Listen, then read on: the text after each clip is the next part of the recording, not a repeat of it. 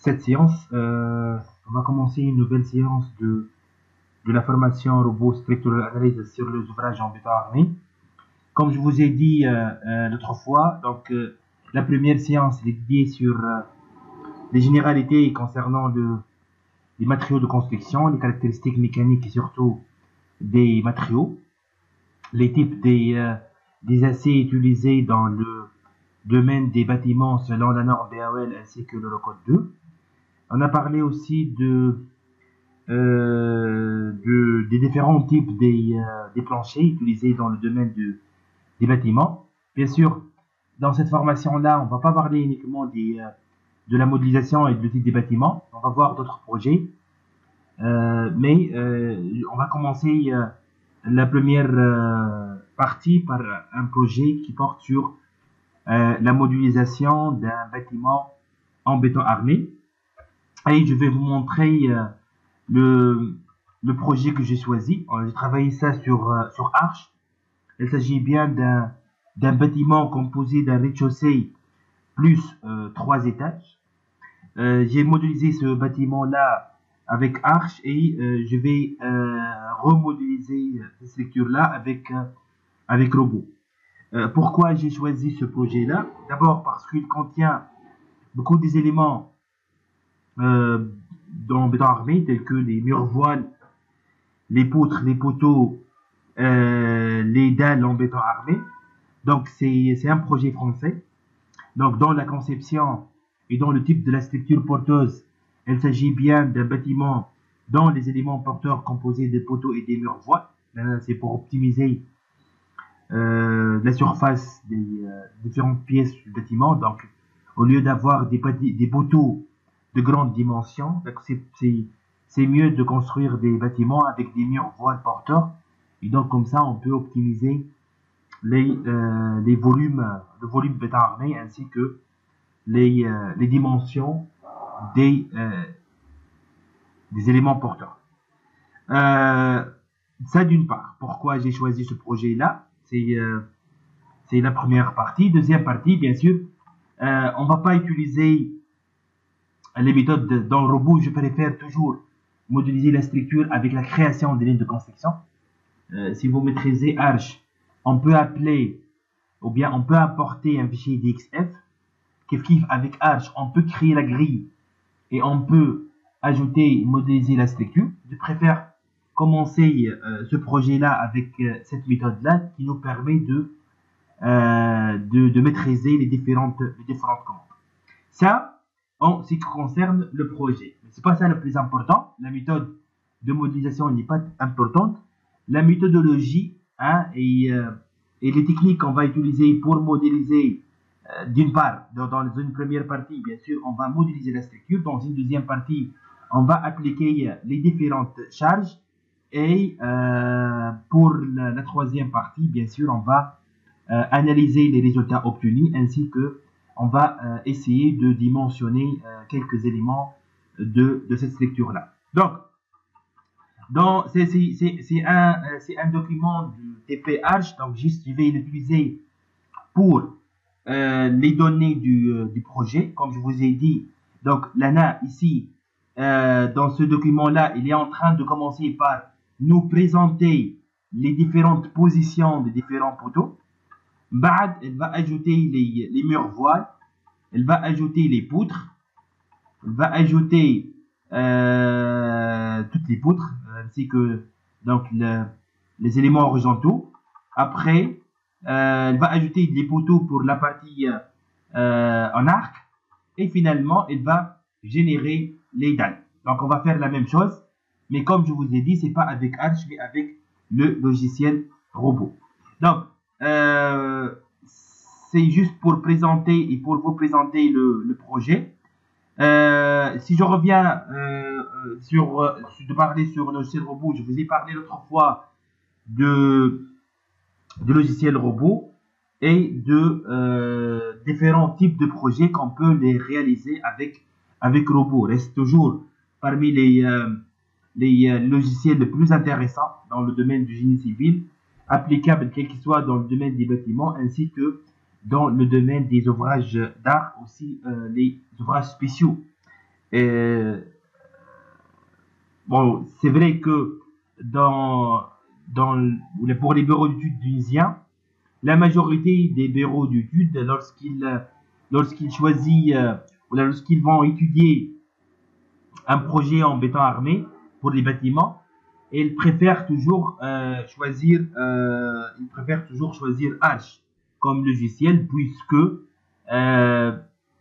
le premier point fort c'est sa simplicité au niveau de la modélisation et dans son deuxième point fort c'est que il nous donne des plans d'exécution en ce qui concerne les plans de ferrillage ou les, euh, les plans d'exécution pour les différents éléments de la structure en béton armé, ils donnent de bonnes qualités qu'on peut utiliser directement pour l'exécution et la préparation de ferrillage des différents éléments de la structure.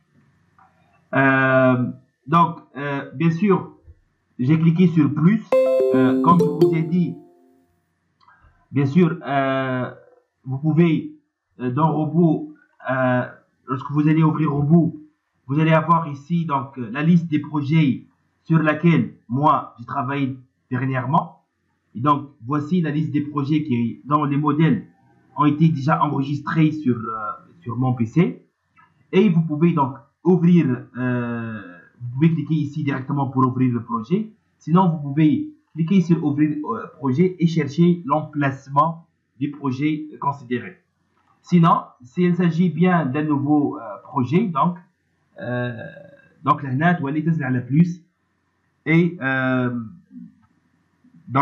comme je vous ai parlé l'autre fois,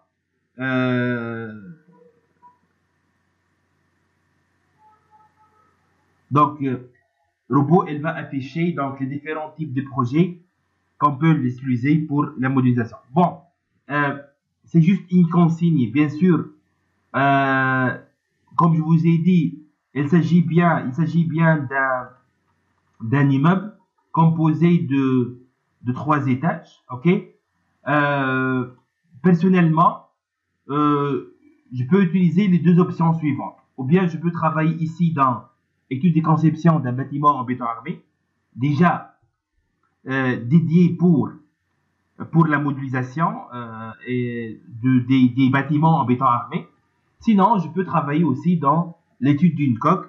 L'étude d'une coque, c'est une interface de travail, c'est un bureau d'environnement qui nous permet de modéliser n'importe quelle structure dans le domaine du génie civil. C'est pour cette raison, un robot, là, il la structure sous forme d'un silo avec un support métrique. C'est pour juste dire qu'elle est valable pour les géométries non régulières, non classiques, ainsi que si vous avez un bâtiment dont vous avez plusieurs, c'est-à-dire mixte finalement, acier béton, ou bien bois acier, ou bien bois béton.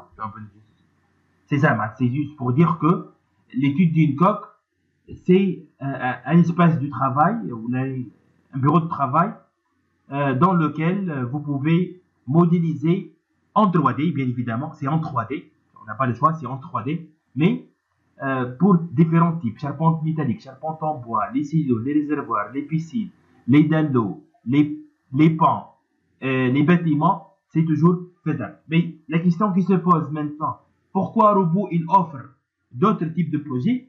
Je vais vous expliquer par la suite lors de la modélisation de la structure. Parfois, je peux modéliser une fermetrier dans le type d'un portique-plan. C'est faisable, c'est très faisable, mais il y a des conditions qu'on doit ajouter lorsqu'on va modéliser la structure ici. J'explique. Si je vais parler, j'ouvre un petit parenthèse, pour les structures métalliques par exemple, les fermetriers, les poutres-triers, les poteaux d'électricité, les pilotes, tous les éléments de ces structures-là transfèrent uniquement les efforts axiaux. كلهم يخدموا كان على traction et la compression. Donc tous les éléments transférant uniquement, sont sollicités uniquement par la compression ou bien par la traction, c'est-à-dire par un effort normal. Et c'est la définition déjà, dans le cours de l'FDM, c'est déjà la définition d'un élément trié, d'une peau triée. Une peau triée, les éléments transférant uniquement les efforts axiaux. Ils travaillent uniquement ou bien à la compression ou bien à la traction. L'information qu'il faut la connaître est très importante. C'est que robot, lorsque je vais lier deux barres entre eux, elle va considérer que la liaison entre les deux barres, c'est l'encastrement. Donc là, par défaut, si je vais, par exemple, modéliser un portique comme celui-là, dans le robot, je vais lier poteau par une poutre. Elle va considérer le robot automatiquement que la liaison entre les deux barres s'agit bien d'un encastrement. Par défaut, c'est l'encastrement. Mais bien sûr, vous connaissez que dans le domaine du génie civil, quel que soit dans le domaine des bétons armés, bois, aluminium ou bien en acier, je peux avoir une liaison par l'encastrement. Le bâtiment en béton armé pour des structures de type poteau ou poutre, comme le cas présent, les poutres sont simplement appuyées sur les poteaux et sur les mirevoirs. Ce n'est pas un encastrement. Un encastrement, lorsque je vais réaliser un portique encastré. La portique est utilisée pour minimiser le nombre des poteaux pour les salles des fêtes ou pour les amphithéâtres. La mise en place des armatures au niveau des liaisons entre poteaux et poutres, elle est un peu spéciale pour garantir que la liaison soit un encastrement. Sinon, pour les bâtiments classiques, la liaison entre poteaux et poutres, impossible de la considérer comme encastrement. Bon, bin l'appui simple, bin le rotule, on estime à une articulation parce que, nous avons trois types des appuis. Encastré, appui simple et articulation. Donc, c'est numérique. Ce sont des appuis pour le calcul. Il n'existe pas un appui simple, articulé, encastré ou bien parfaitement encastré, ou parfaitement appuyé, articulé, ou parfaitement appuyé simple. Mais on estime que la liaison s'approche de l'articulation. Donc la liaison entre poteau et poutre, par exemple, dans le domaine des bâtiments en béton armé, c'est l'articulation. Donc la rotation, elle est autorisée. Okay, les déplacements ne sont pas autorisés, mais les rotations sont autorisées. Donc si je vais lier une poutre par un poteau et j'avance, la liaison, elle est incorrecte. La liaison incorrecte. Les efforts internes sont incorrects, le dimensionnement, il est incorrect, et le ferrillage que je vais obtenir, il est incorrect. Donc là, il faut faire attention. Dans le robot, lorsque je vais lier deux éléments entre eux, elle va considérer que la liaison, elle est encastrée. Donc, si je vais modéliser la poutre triée dans cet espace-là d'environnement, étude d'un trier plan, le robot, elle va considérer que la liaison entre les barres, c'est une articulation. Et il va considérer aussi que tous les éléments de la ferme triée transférant uniquement les efforts axiaux. Si je vais modéliser ici, étude d'un portique plan, si je vais modéliser une poutre triée, je dois ajouter moi-même cette condition-là et je dois modifier la liaison entre les barres pour que je puisse considérer que ces barres-là transférant uniquement les efforts axiaux. Donc, avec le farq bin, un projet à un autre. Je peux modéliser un projet dans un autre espace de travail. Mais je dois faire attention. Et ça, c'est l'erreur et le point faible des différents ingénieurs dans le domaine de la mécanique et du génie civil parce que ils disent qu'ils ont des bons résultats et voici le ferrillage. Ou ils disent que j'ai trouvé des résultats illogiques pour les constructions métalliques ou bien pour les charbons métalliques ou pour les bâtiments en béton armé parce que tout simplement la partie modélisation, le modèle créé, il ne décrit pas la réalité. Donc, vous avez dans la réalité un ouvrage, il faut créer une maquette numérique, un modèle dont il faut considérer toutes les conditions. Donc là, le choix, juste pour résumer, le choix du type de projet, il est très intéressant. Ça va nous simplifier beaucoup. C'est pas uniquement question de simplification, c'est question de qualité des résultats. C'est ça le plus important. Ok, donc je peux choisir. Je vais cliquer sur étude d'une coque, par exemple. Regardez là, c'est très simple. Rapidement, je vais vous présenter l'interface du travail. Donc, vous avez ici la zone bleue, la surface bleue, là où vous allez modéliser votre structure. Vous avez ici un repère global. Il faut faire attention. Il y a un repère global pour toute la structure.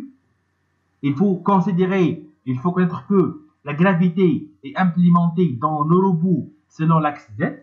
Donc, il faut que toujours les hauteurs des constructions selon l'axe Z. Mais il faut connaître aussi que vous avez un repère local que vous pouvez l'afficher ici. Les repères locaux pour les éléments que vous avez considérés. Et vous allez modéliser pour les poutres, pour les poteaux, pour les dalles. Donc là, il faut connaître que dans Robot, vous avez deux repères. Vous avez un repère global et vous avez un repère local. Là, c'est important. Pourquoi? Parce que il y a des commandes dans les options en fonction de repère global, il y a d'autres fonctions de repère local, et il y a des commandes qui vont vous donner le choix entre par rapport au repère local ou bien par rapport au repère global ou bien local. Donc, là, vous avez le menu. Vous avez la barre d'outils principale. Là, vous avez les options pour créer un nouveau projet, pour enregistrer, pour ouvrir un projet existant, pour enregistrer. Ces commandes-là, c'est pour la préparation de la note de calcul.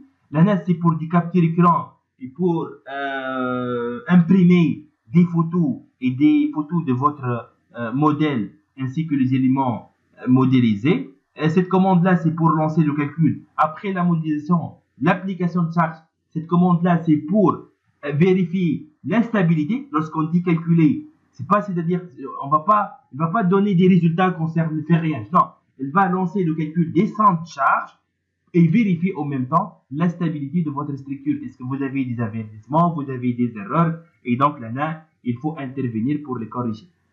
Vous avez ici donc la liste des nœuds sélectionnés. Vous allez trouver ici la liste des barres sélectionnées, la liste des charges. Là, les 4 charges appliquées vont apparaître après parce que on n'a rien appliqué maintenant. Et vous avez ici la fameuse barre d'outils additionnelle. Dans cette barre-là, vous allez avoir toutes les commandes nécessaires pour la modélisation. Pour vérifier le type de la structure sélectionnée, donc il faut cliquer ici sur structure, type de structure. Donc la zone cadrée en rouge, c'est la commande cadrée en rouge, c'est la commande c'est l'espace dans lequel vous êtes en train de travailler. Bien sûr, vous pouvez modifier d'ici l'environnement de travail. Donc on va cliquer ici sur une des conceptions d'un bâtiment en béton armé. Bien sûr, elle va demander d'enregistrer le fichier.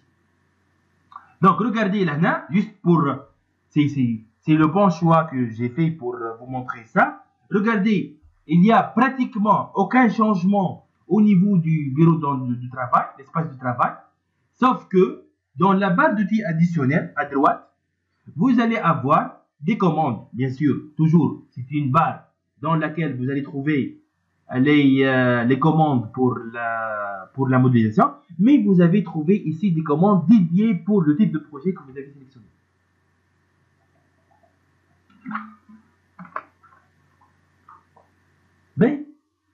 Bien sûr, on va maîtriser donc les différentes commandes, ainsi que les commandes sur lesquelles je n'ai pas encore parlé, au fur et à mesure. Donc, la première commande, bon, avant de commencer la modélisation, il y a un paramétrage qu'on doit l'effectuer avant de commencer la modélisation. Comme je vous ai dit, s'il vous plaît, si vous avez des remarques, des questions, n'hésitez pas. Bien. Donc, avant de, je préfère, bon, c'est pas un sens unique que vous devez le suivre, bien sûr, mais c'est ma méthode et sa même méthodologie. Mais bien sûr, il y a des commandes qu'on peut le faire après. Ok, il y a des étapes qu'on peut les réaliser après. Mais, donc, je vous ai parlé l'autre fois de la norme de conception. Et je vous ai dit que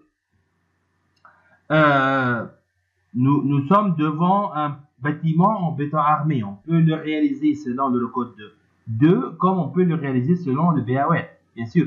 Donc, la fixation de la norme de conception, on doit le faire donc maintenant. On va cliquer sur outils préférence de la tâche. Donc dans outils préférence de la tâche, il y a des différentes fenêtres qui vous permettent de régler les normes de conception avant de commencer. Bien sûr, c'est vrai que ce sont nécessaires après, dans une deuxième étape, lorsqu'on va dimensionner et on va calculer le variage des différents éléments, mais c'est important de de la régler dès maintenant. Donc, en cliquant sur outils préférences de la tâche, regardez ici, vous avez norme de conception. Dans norme de conception, donc robot là, il va demander la norme utilisée pour les projets à réaliser. Bien sûr, dans robot, il va afficher les différentes normes pour différents matériaux.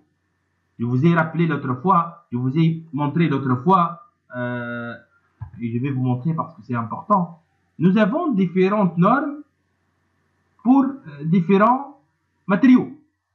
Si vous avez le béton armé, c'est le code 2. Si vous avez le CM, c'est le code 3. Si vous avez une construction mixte, c'est le code 4. Si vous avez le code 5 pour les structures en bois, 6 pour la maçonnerie et 9 pour l'aluminium.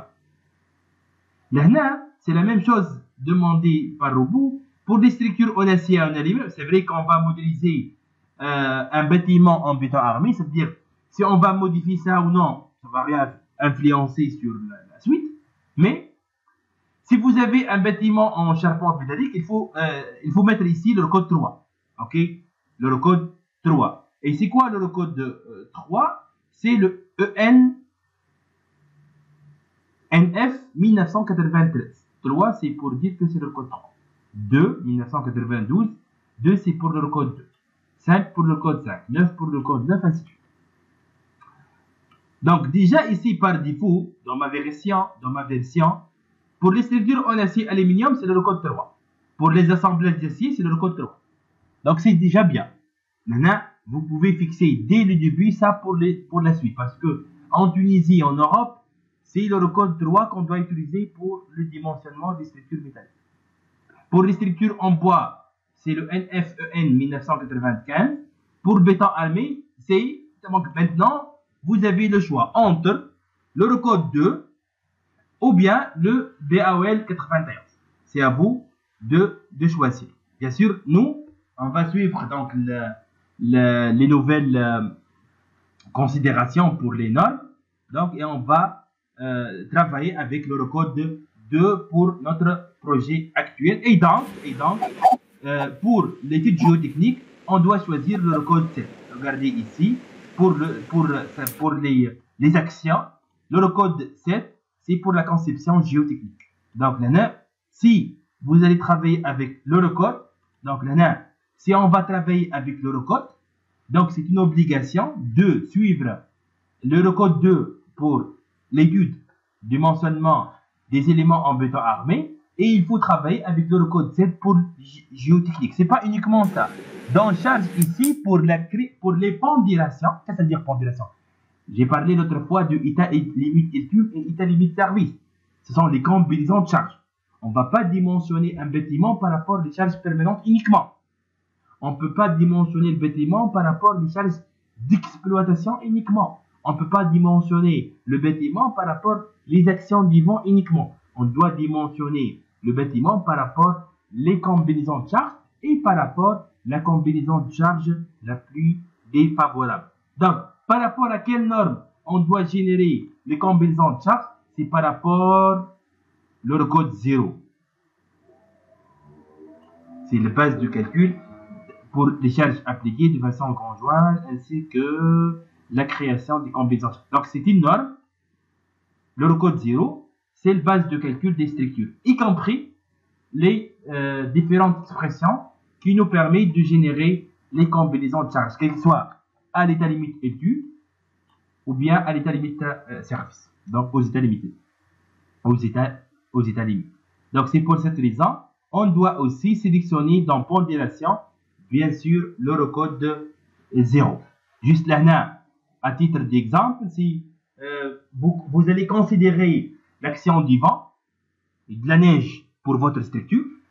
Bon, bien sûr, pour les bâtiments en béton armé, juste pour qu'on soit d'accord dès le début, il y a des gens qui disent que pour le bâtiment en béton armé, c'est uniquement pour les charpentes métalliques qu'on doit considérer l'action du vent.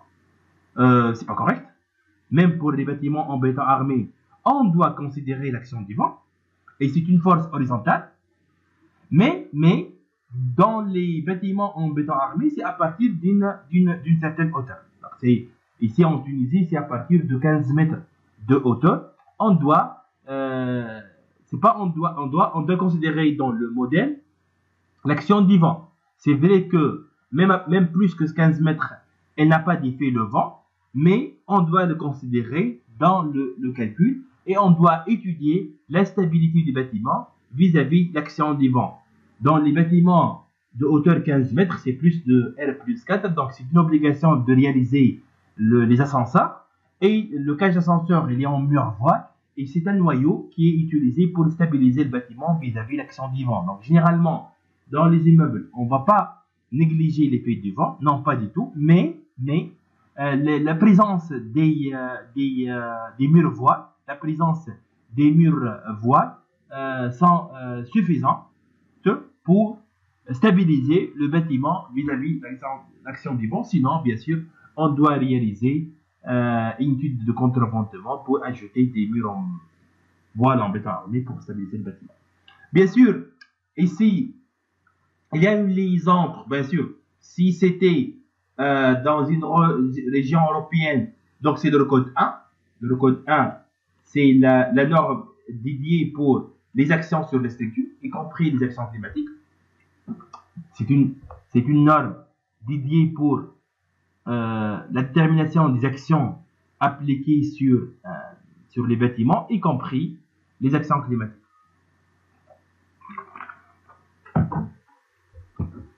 Donc, sinon, si c'était un projet dans la région tunisienne, donc la note de préférence est d'utiliser la norme NV65.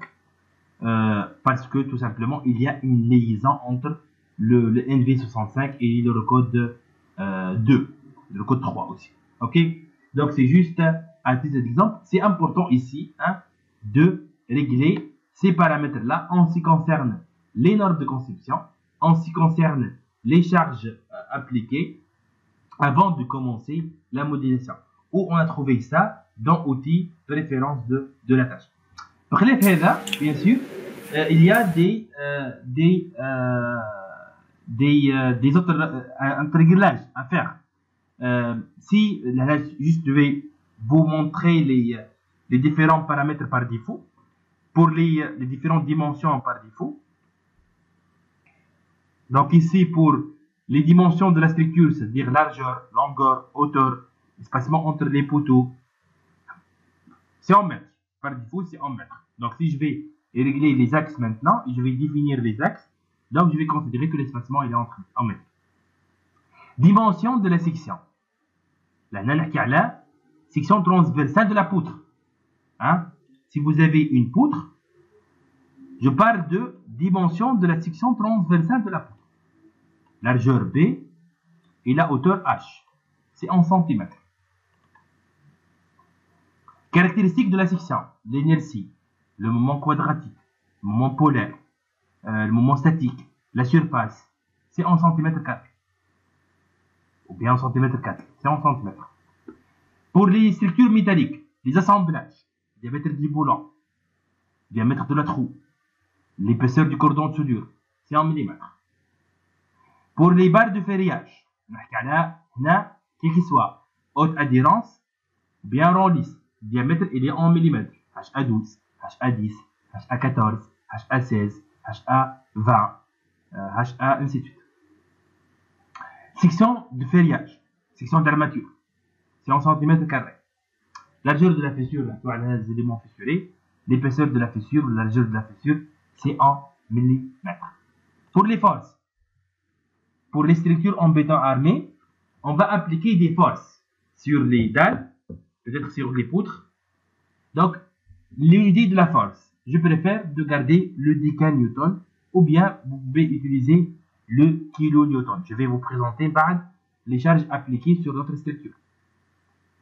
Les moments et les contraintes, ce sont des outputs, ce sont des résultats qu'on va les afficher. Bon, là, ça dépend de qu'est-ce que vous voulez comme unité pour ces éléments-là. Mais le plus important pour moi, c'est que je vais utiliser le décanewton. C'est-à-dire, juste pour les unités. Pour le matériau, là, c'est important. Parce que, ok, bon, Là, ça... Ok, juste, je préfère utiliser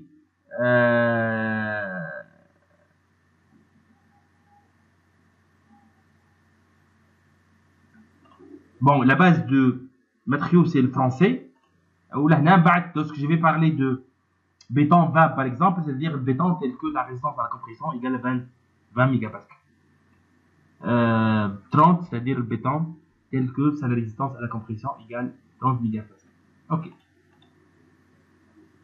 Bien, je reviens maintenant à, s'il n'y a pas de questions, je reviens ici. Donc voici le résultat, comme je vous ai dit, du bâtiment qu'on va le modéliser. C'est le résultat obtenu par H, pas par robot.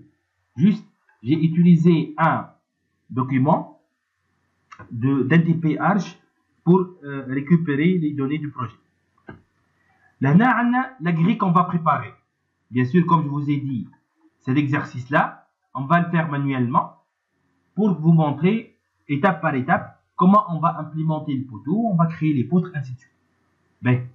Donc, regardez ici, la grille ici, l'espacement entre la grille, entre les lignes égale 1 mètre. Donc, 1, 2, 3, 4, 5, 6, 7, 8, 9, 10, 11, 12. 1, 2, 3, 4, 5, 6, 7, 8, 9, 10, 11. Donc, on va faire 12, 11 espacements pour qu'on puisse implémenter ces poteaux-là.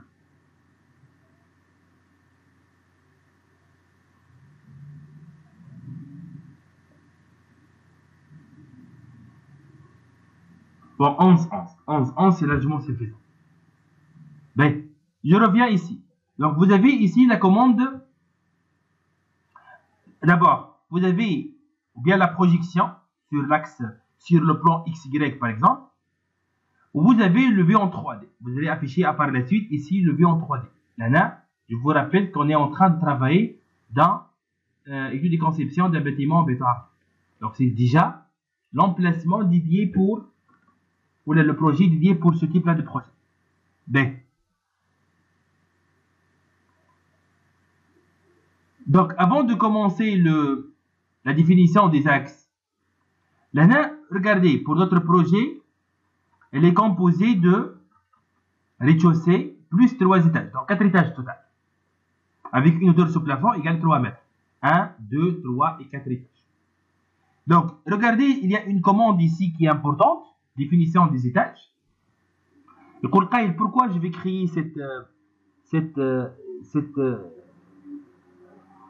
je peux utiliser cette commande-là parce qu'après, vous pouvez activer et désactiver des étages. Vous pouvez afficher uniquement le 3e étage et garder les autres désactivés. Et vous pouvez afficher le premier et garder les autres désactivés, ainsi de suite.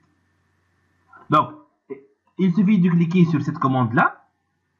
Bien sûr, niveau de base, ça fait 0. Ici, c'est un bâtiment composé d'un rez-de-chaussée plus 3 étages. Si c'était avec un sous-sol, dans ce cas-là, il faut créer votre niveau qui se trouve, par exemple, à moins de 3 mètres. Et je vais définir manuellement le nom des étages. Combien d'étages avant, en 4 étages, avec une hauteur sous plafond égale 3 mètres. Et je vais ajouter ça manuellement. Regardez, étage 1, étage 2, étage 3 et étage 4.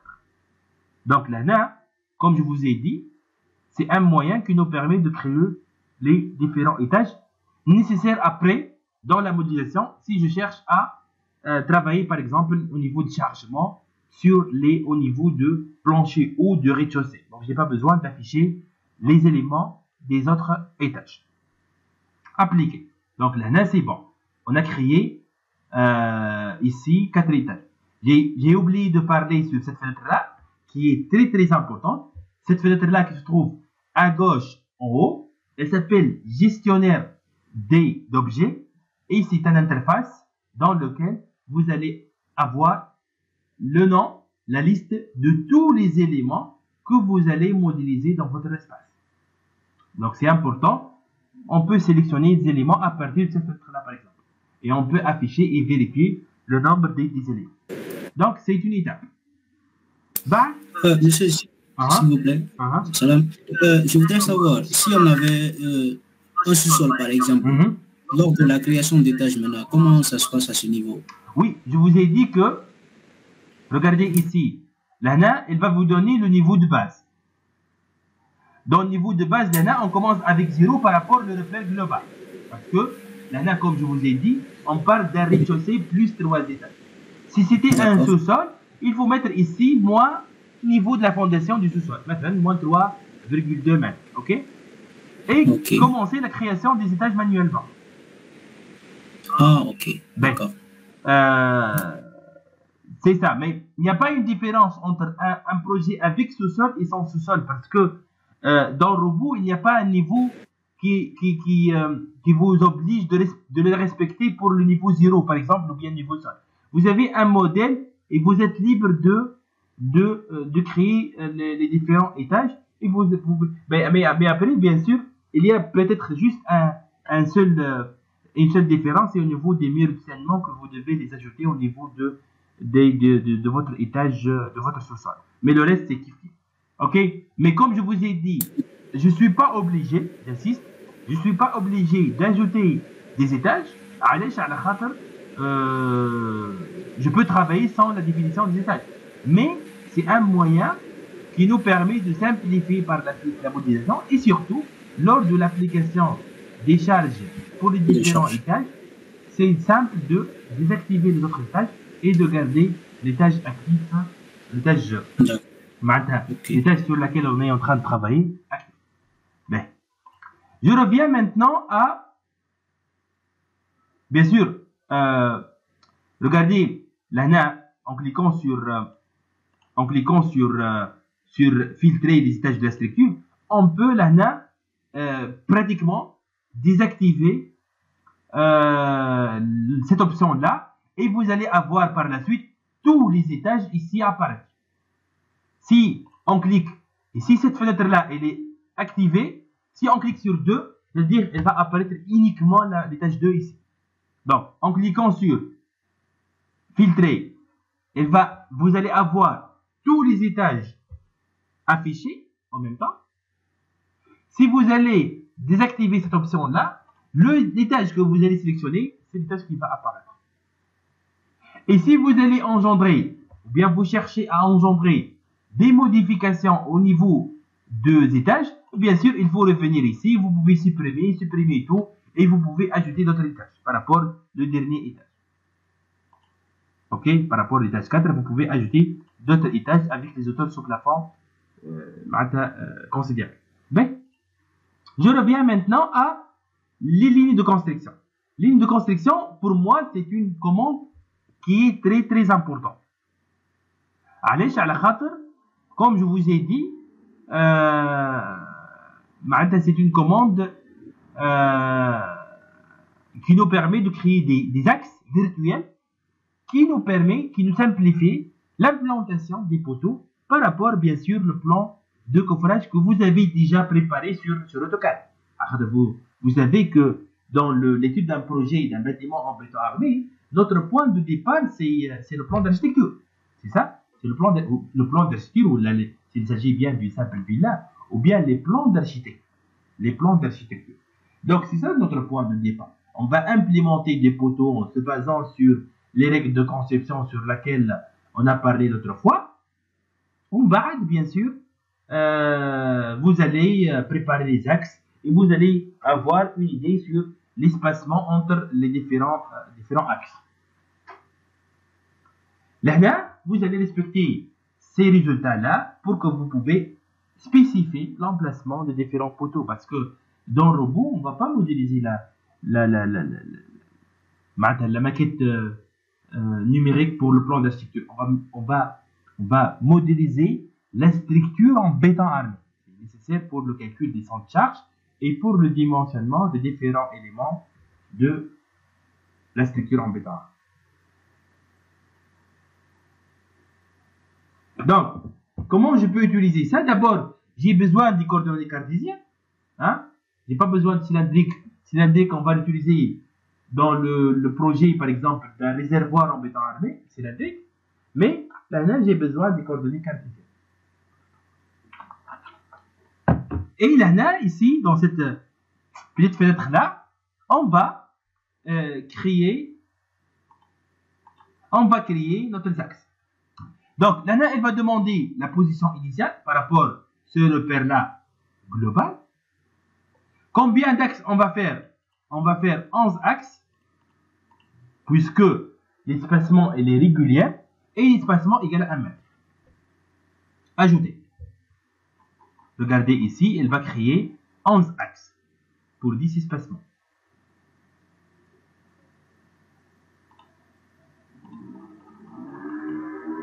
Un, 2, 3, 4, 5, 6, 7, 8, 9, 10, 11 espacements.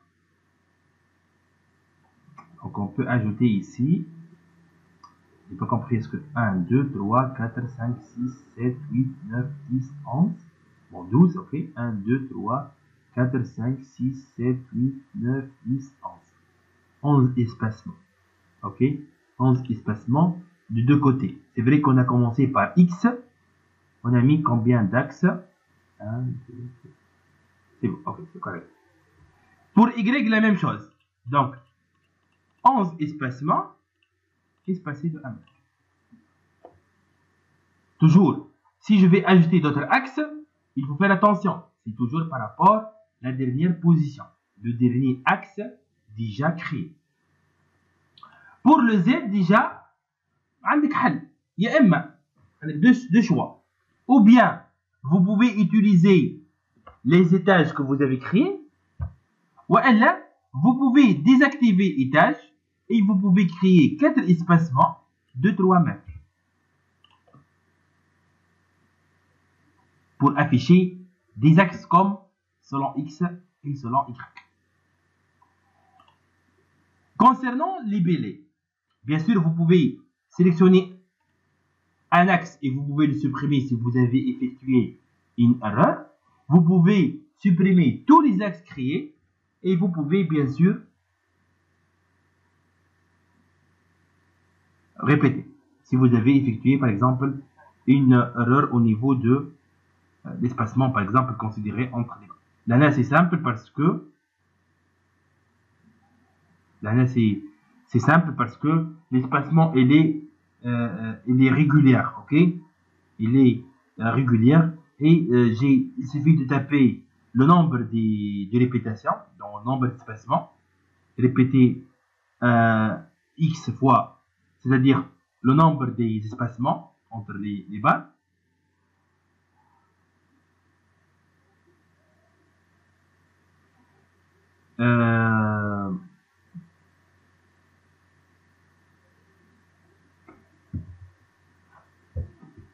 Pour la libeller, je préfère utiliser valeur.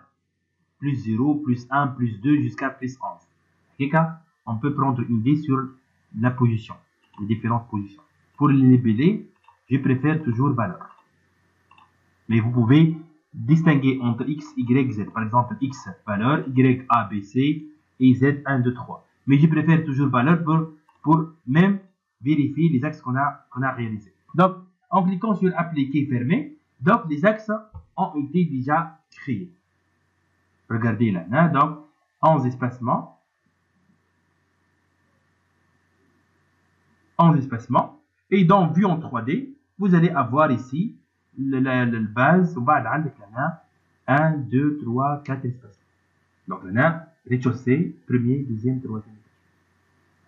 Et c'est important de connaître notre zéro ici. Ok? Notre zéro ici. Bien sûr, la première démarche consiste à générer les poteaux.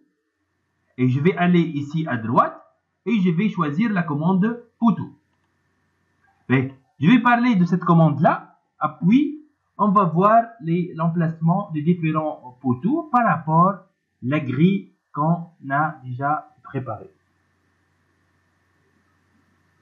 Bien sûr, là, je préfère toujours cette méthode-là parce que, comme je vous ai dit, dans cet exercice-là, ou bien dans un plan de coffrage, et je vais partager avec vous sur Classroom un plan type de coffrage d'un immeuble, que vous pouvez même le suivre pour préparer vos projets en béton armé, pour vos bâtiments en béton armé.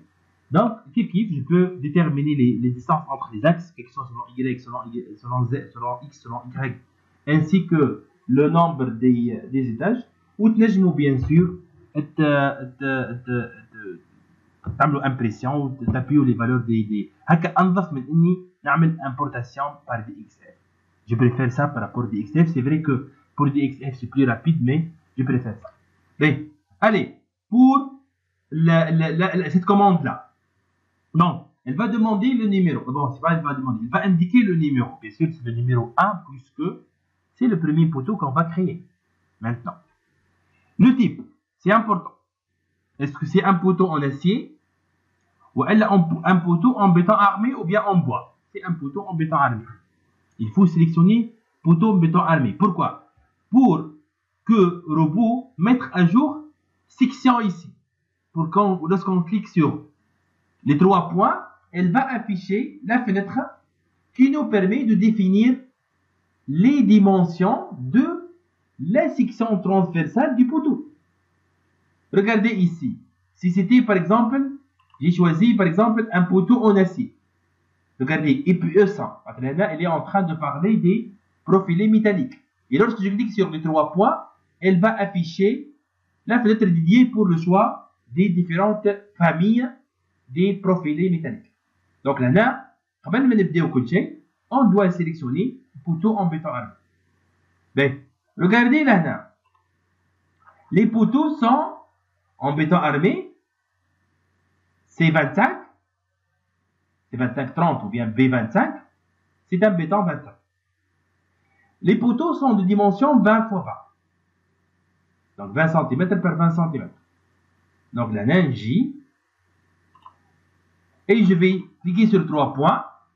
Il s'agit bien d'une section rectangulaire. Et je vais nommer ça poteau 20 x 20. Et je vais définir ici B égale à 20 cm et B égale à 20 cm.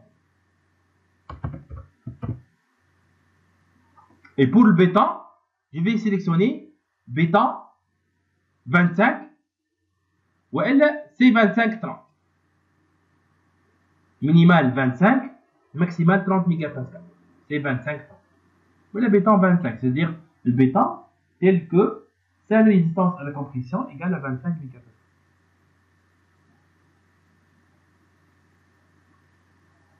Si on va cliquer sur ajouter, qu'est-ce que ça veut dire ajouter?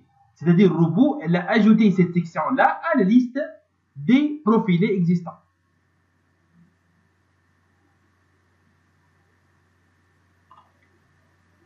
Ok. C'est pour la définition des sections. Maintenant, pour l'emplacement. Regardez ici. Là, elle a mis 3 mètres, la hauteur du poteau. Heureusement, c'est déjà notre hauteur sous plafond pour les différents étages égale 3 mètres. اما ترد بالك لهنا عطاك اوريجين ما عطاكش اوريجين et extrémité point de départ et point d'arrivée du poteau عطاك اوريجين وقال لك راهي la hauteur Z et vers le bas. Il suffit de cliquer sur la partie supérieure et elle va tracer directement le poteau. Bien, je reviens maintenant à les données. Le poteau numéro 1 se trouve à 3 mètres par rapport à l'origine, selon X. Donc voici le poteau numéro 1. Donc 1, 2, 3. C'est celui-là. Non. La hauteur 3 mètres et sa position, c'est ici. C'est exactement ça. C'est le premier poteau. Et on peut cliquer ici sur croquis des profilés en bas, juste au-dessous du repère global, pour afficher sa dimension réelle. Un barrage. Rapidement, 3 mètres par rapport au premier. Rien numéro 2. Ici, je vais aller 3 mètres par rapport. Après, numéro 3, 2 mètres par rapport à 2. Un espacement, 2 espacements. Il suffit de sélectionner, de cliquer sur la partie supérieure, puisque vous avez défini ici la hauteur et le sens en bas, le robot elle va directement dessiner les poteaux. Bien. Bien sûr, vous pouvez continuer avec la même démarche pour implémenter tous les poteaux, comme vous pouvez utiliser la commande translation. C'est simple. Le poteau 4, il se trouve à 3 mètres selon Y par rapport à 3. Je reviens ici, je sélectionne ce poteau-là, et je vais aller dans le menu principal, utiliser la commande édition, transformer par rotation, par miroir. Mais là, j'ai besoin de la translation. Édition transformée par translation. Je vais translater. Bien sûr, vous pouvez le déplacer comme vous pouvez créer une copie. Là, on est en train de créer le poteau 4. Donc, on va faire une copie. 0 selon X. 3 selon Y. Regardez Y, c'est positif dans l'autre sens. Et 0 selon Z. Vous voyez, c'est le poteau numéro 4. Et je vais continuer toujours par rapport au 4. Par rapport au dernier poteau. Numéro 5, il se trouve où? Bon, c'est peut-être difficile, mais je vais translater le 4 de moins 8 selon X et 3 selon Y. Donc, je vais le translater de moins 8, 3, 0. Voici le 5. Il suffit de taper ici les coordonnées de la translation. Toujours par rapport au repère. Kif, je me dis là, 8 fois et vous pouvez le dessiner. C'est plus simple que cette opération-là. Après, le 6, je vais translater le 5 de 3 mètres. 3, 0, 0. Voici le 6. Après, le 7, je reviens à 5 et je vais le translater de 5 fois, de 5 mètres. Donc, je reviens et je clique sur le bouton droit, rotation 3D, pour faire tourner la structure. Hein? Donc, bouton droit, rotation 3D. Je sélectionne de gauche à droite poteau 5 et je vais cliquer sur édition, transformer par translation, 0 selon X, selon Y 5, selon Z 0. Voici le poteau numéro 7. بعد poteau numéro 8. Je reviens à 6. Bon, peut-être que ce n'est pas la bonne méthode que j'utilise maintenant, mais ok. Je reviens ici. Je vais le translater 3 fois 3. Je reviens ici. Alors, regardez ici. Pourquoi c'est important d'utiliser la commande, la fenêtre gestionnaire des objets. Là, je sélectionne maintenant le 6. Directement d'ici. Et je vais le translater 3 selon X, 3 selon Y et 0 selon Z. Pour le poteau 9, 2, je vais copier par rapport X selon, je vais copier selon X de 2 fois de 2 mètres. Donc, distance entre 8 et 9, 2 mètres selon l'axe X. Il nous reste 2 poteaux normalement, le 10 et le 11. Je vais translater le 9 de 2 mètres selon X et 2 mètres selon Y.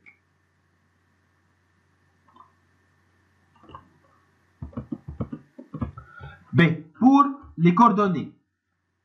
Ok. Je vais séparer les coordonnées par point virgule. Ou elle par espace. Par espace, c'est plus simple. Donc, X, espace Y, espace Z. Et finalement, le 11, je vais déplacer ça de 1 mètre. Donc, voici les différents poteaux indiqués dans notre projet. Bien sûr, là, je peux afficher par exemple XZ, XY, YZ et le vue en 3D. Dans projection, vous allez avoir ici, je vais mettre ici les tâches base, là où vous allez trouver des poteaux. Donc là, bien sûr, lorsque je vais cliquer sur projection, il faut faire attention. Il faut si je vais afficher par exemple 6 mètres, elle ne va rien afficher. Au niveau de 6 mètres, on n'a pas encore ajouté des poteaux. On a ajouté uniquement au niveau de premier étage, donc c'est l'extrémité supérieure du poteau, ou elle a au niveau de la base, de la fondation. C'est bon? Ouais. Je reviens à vue en 3D.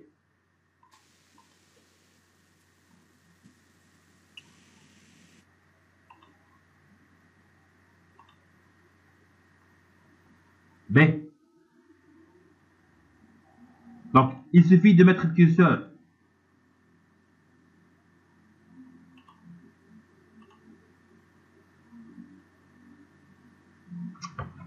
Qu'est-ce que j'ai fait? Non, pas du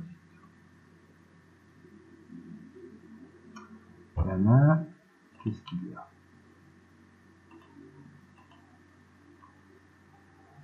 Ah non. Ok.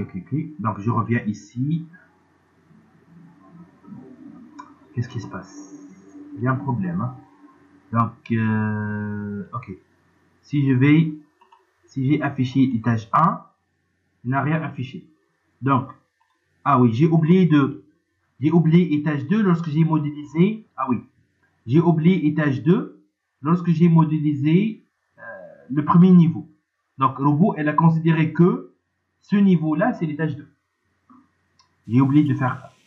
Donc, regardez, lorsque je sélectionne étage 1, elle ne va rien afficher. C'est désactivé. Bien sûr, lorsque je clique ici, elle va afficher tout. J'ai désactivé l'effet de l'étage. Mais je vais corriger après les étages. Ok? Parce que normalement, lorsqu'on est en train de modéliser ça, on doit mettre étage 1. Mais j'ai oublié de mettre, j'ai mis étage 2. Donc, il a considéré que celui-là existe dans l'étage 2. On va corriger ça après. Donc, je vais maintenant désactiver l'effet des étages. Et je vais continuer par la modélisation. Donc, je passe à l'étape suivante, sans les créations des miroirs. Comme je vous ai dit, c'est un bâtiment dont la structure porteuse, elle est du type poteau, poutre, miroir. Les miroirs sont des murs porteurs dans ce cas-là.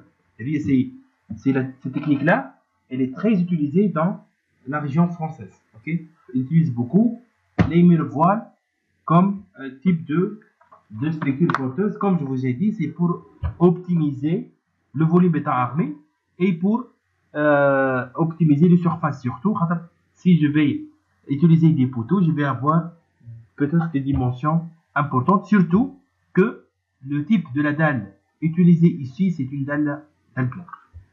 Mais je vais commencer, bon, de préférence, mais ce n'est pas une obligation, de respecter le numéro des éléments. Ok? Bon, là, miroir numéro 1 est de longueur 3 mètres. Donc, là, vous avez une autre commande. Ici, c'est le miroir.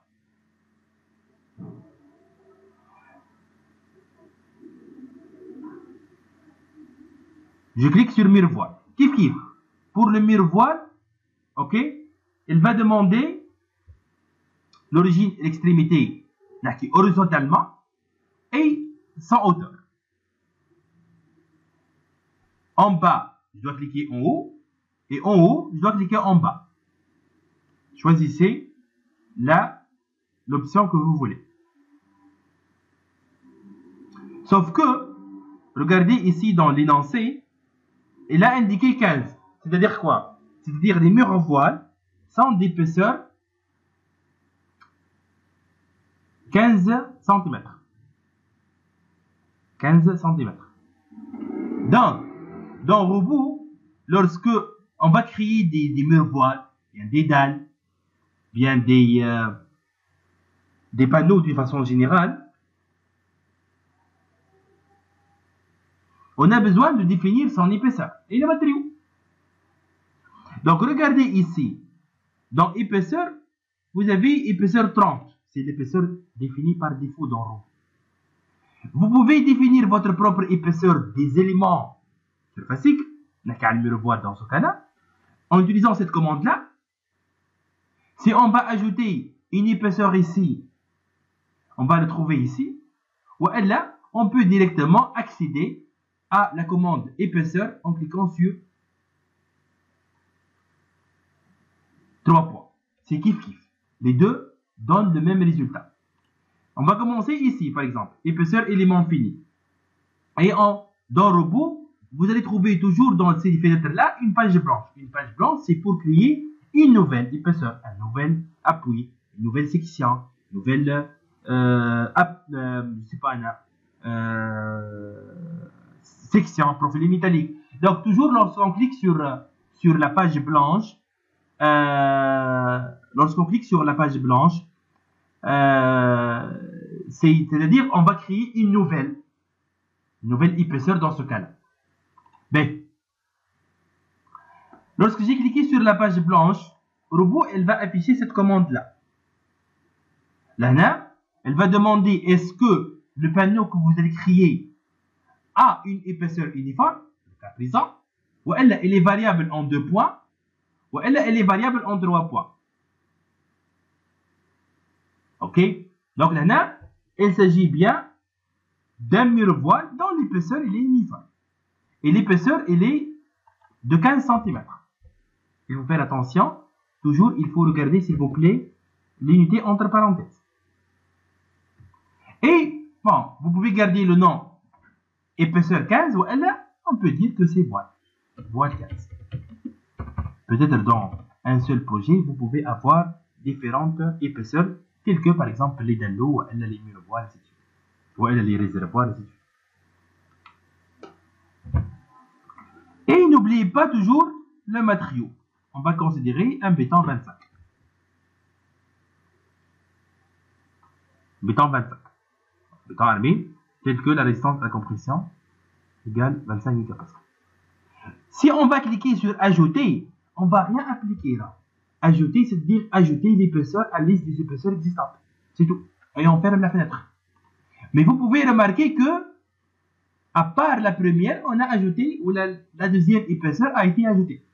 Donc, de régler ça ici, et de définir une épaisseur dans épaisseur élément fini, ou elle, de cliquer sur 3 points, et de créer une nouvelle épaisseur, c'est la même chose. Le plus important pour moi, et pour notre modèle, que vous avez créé une nouvelle épaisseur. Donc, c'est de préférence. Alors, si on a l'épaisseur 30, et après on affecte une épaisseur pour les miroirs créés, ça donne la même chose.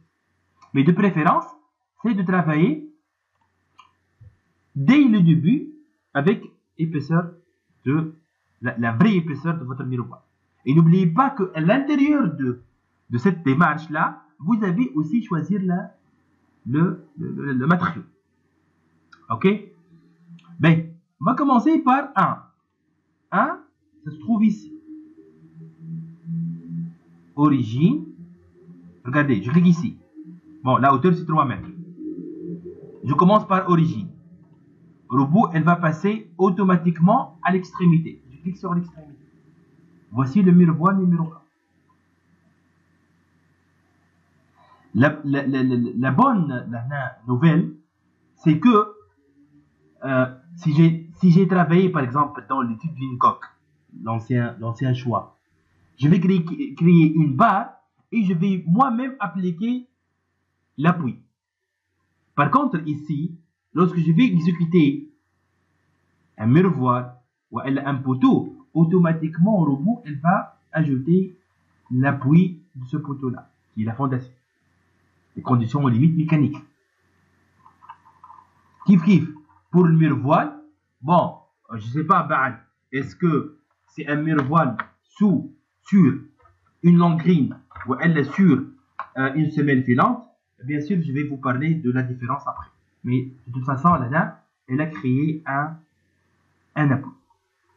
Et je continue avec les autres miroirs. Donc, 2 ici, 3 et 3 sont au départ. Et donc, 3 mètres.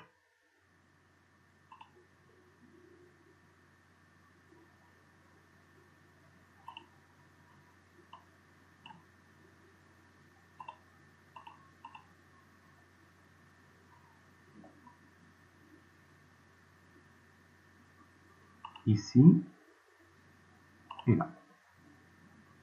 Ah non,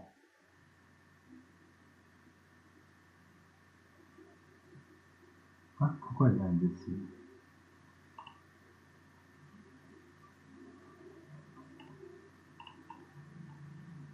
Ah, ok.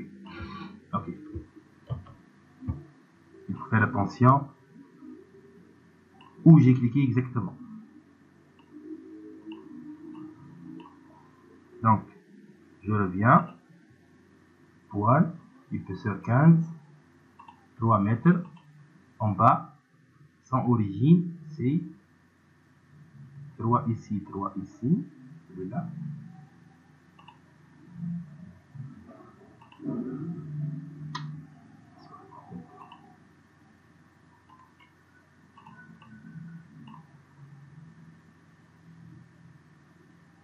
Ok, j'inverse. En haut, c'est plus simple. Donc, je vais cliquer sur la partie inférieure. Donc, la partie inférieure, c'est laquelle? Donc, là, je peux afficher même projection. Et je vais mettre ici niveau 0. Ah oui, c'est ça. Ben, allez, c'est beaucoup plus simple. J'ai mis niveau 0 et je vais faire 3 mètres des miroirs de hauteur de 3 mètres et en haut. Ben, donc, j'ai dit 3, 3. Donc, 3, ça fait 3. Voici le miroir. D'ici, 3 mètres. Après, 2 mètres. Regardez maintenant, rapidement. Voici les miroirs. Je ne sais pas, est-ce que vous me suivez ou là? C'est bon? Boubakar, Jamil. Ouais, ça va? Oui, معك تبع فيك. Oui, ça va, monsieur, ça va. On te suit. Ouais, ça va? Alhamdulillah, ça va, Aïchk.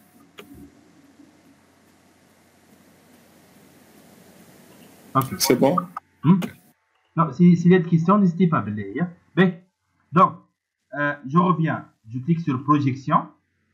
Niveau 0, c'est la base. Et je vais continuer avec les miroirs. Donc là, j'ai 4. Numéro 5, c'est un miroir de longueur 9 mètres. Et qui commence à partir de 1, 2, 3, 4, 5, 6, 7, 8, 9, 10. 10. 10 et de longueur 9 mètres. Donc, il y a de 2 mètres par rapport au dernier poteau sur l'axe. Longueur 9 mètres. Donc, je reviens ici. Et voici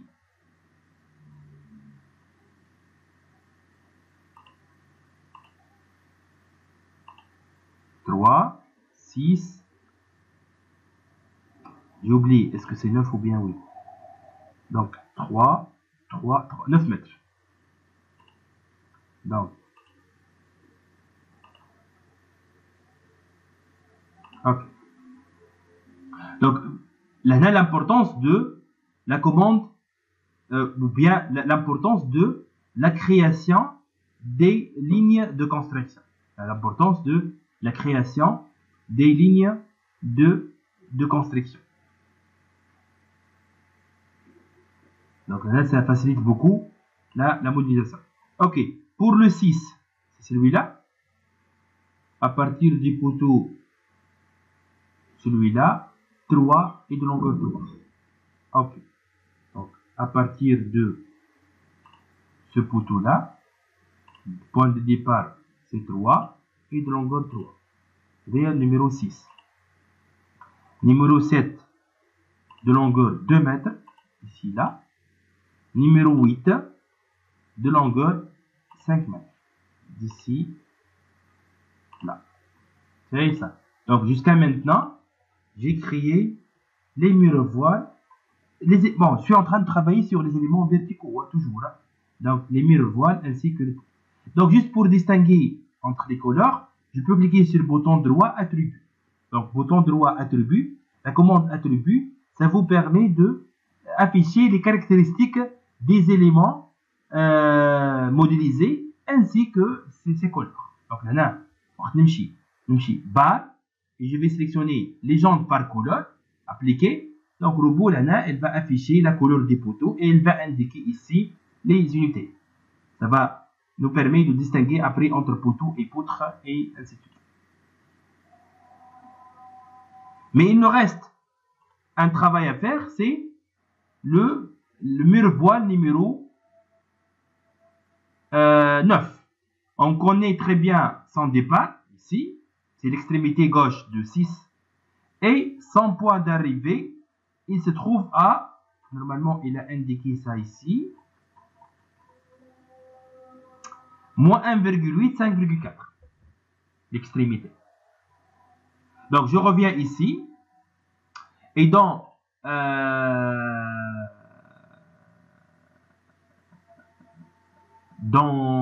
les lignes de construction, je vais créer deux lignes de construction pour le moins 1,8 selon X et le 5,4 selon Y. Donc, je reviens ici, par rapport à 0, j'ajoute un axe de moins 1,8 et je vais mettre ça en gras. Et pour le Y, je vais mettre par rapport à 0, 5,4. Et je vais mettre ça en gras aussi. Appliquer. Voici. Je reviens à projection. Voici le point d'arrivée de notre miroir.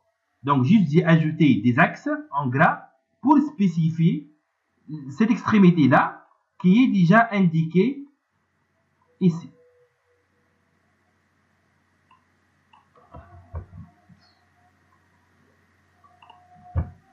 Kif kif, pour une dernière fois, je vais utiliser la même commande. Voici le point de départ et le point d'arrivée. Finalement, c'est ça. Bien sûr, comme je vous ai dit, juste c'est pas l'unique méthode qu'il faut suivre, mais c'est la méthode. Sinon, vous pouvez, par exemple, effectuer une rotation, ainsi de suite. Bien. Je passe maintenant, toujours, si on arrive à terminer avec le premier étage, bien évidemment, on va terminer avec les autres parce que c'est un étage courant et on va effectuer une copie par translation selon l'axe Z d'une distance égale à 1,3 mètres plus tôt. Bien sûr, ici, on a arrivé à dimensionner les murs voiles. Bien sûr, comme je vous ai montré comment on a distingué le poteau, en affichant ici la section du poteau. C'est intéressant, surtout dans les notes de calcul. Parfois, peut-être dans les projets métalliques et en charpente en bois, mais c'est important d'indiquer les dimensions des éléments à ajouter. Pour les murs voiles, on peut cliquer sur le bouton droit attribut, toujours. Bouton droit attribut, c'est la commande, la fenêtre qui nous permet d'afficher les caractéristiques des éléments modélisés. Dans panneau, les panneaux, on peut afficher par exemple l'épaisseur du panneau. Regardez, là, il a affiché les épaisseurs des éléments qui est égal à 15 cm. Bien sûr, comment connaître est-ce que c'est 15 ou elle là? On dit de description. Mur voile 15 cm. Donc déjà, c'est le nom de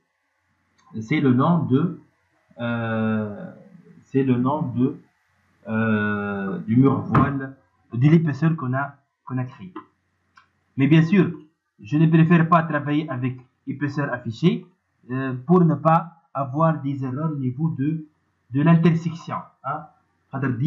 Il faut faire attention au niveau de la liaison entre les différents éléments.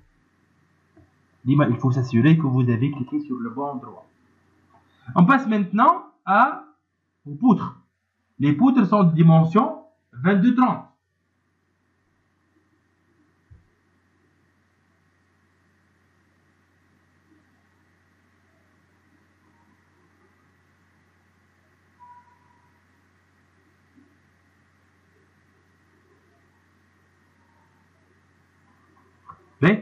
Kif. Non. Je reviens ici et je clique sur poutre. Sur la commande poutre. Vous travaillez avec poteau. Donc, c'est déjà ici, vous avez la liste des poteaux.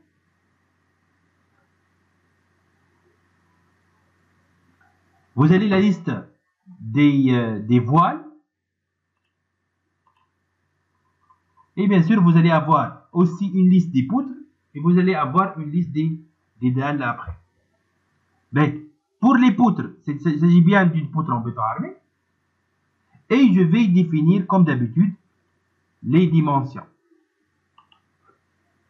Poutre 20 fois 30. Et donc, largeur 20 et la hauteur 30. Et en béton 25. Et je commence comme d'habitude de respecter donc poutre 1. C'est celui-là.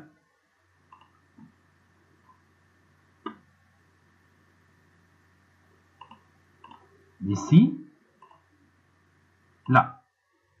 Regardez, le robot va donner une autre couleur et il va indiquer la section ici. Tout simplement parce que la commande dans le bouton droit attribué par légende par couleur a été cochée. Après, la poutre 2, c'est une poutre continue à 2 travées. Il suffit de cliquer sur le point de départ et le point d'arrivée, les extrémités de la poutre. Il faut faire attention. Le robot, il relie les éléments entre axes. Ok? Toujours, il relie entre axes. C'est pas un logiciel d'architecture, c'est un logiciel de conception et de calcul. Et donc, c'est pas un logiciel de conception même, c'est un logiciel de calcul. Donc, le plus important pour moi, c'est la distribution des charges entre les différents éléments. Ben, poutre 3, c'est une poutre. Ah oui. C'est une poutre continue avec un console. Hein? Ici. Donc d'ici jusqu'à 1 mètre par rapport. Oui. سامحني بالله. Est-ce que tu as une modélisation بعد كده on vérifie les articulations مش وقتهم les articulations بعد نشوفوهم يعني. Bien sûr, je vais vous expliquer ça, mais juste pour le moment, je suis en train de modéliser uniquement. Je suis en train je suis en train de créer notre modèle. C'est pour cette raison que j'ai choisi un modèle avec, bon, il y a plusieurs éléments, c'est exprès parce que, comme je vous ai dit, pour maîtriser la modélisation poutre, poteau, mur, voile, dalle, ainsi de suite, mais à une tâche courante parce que on va juste terminer avec ça et on va faire une copie. Ça d'une part. Okay. D'autre part, les interventions, on va le faire après. Les interventions, on va le faire après parce que, comme je vous ai dit, toutes les liaisons maintenant sont considérées comme encastrement. Toutes les liaisons. Ok? Ok. Ben, okay. Donc, pour l'autre poutre, c'est d'ici jusqu'à 1 mètre.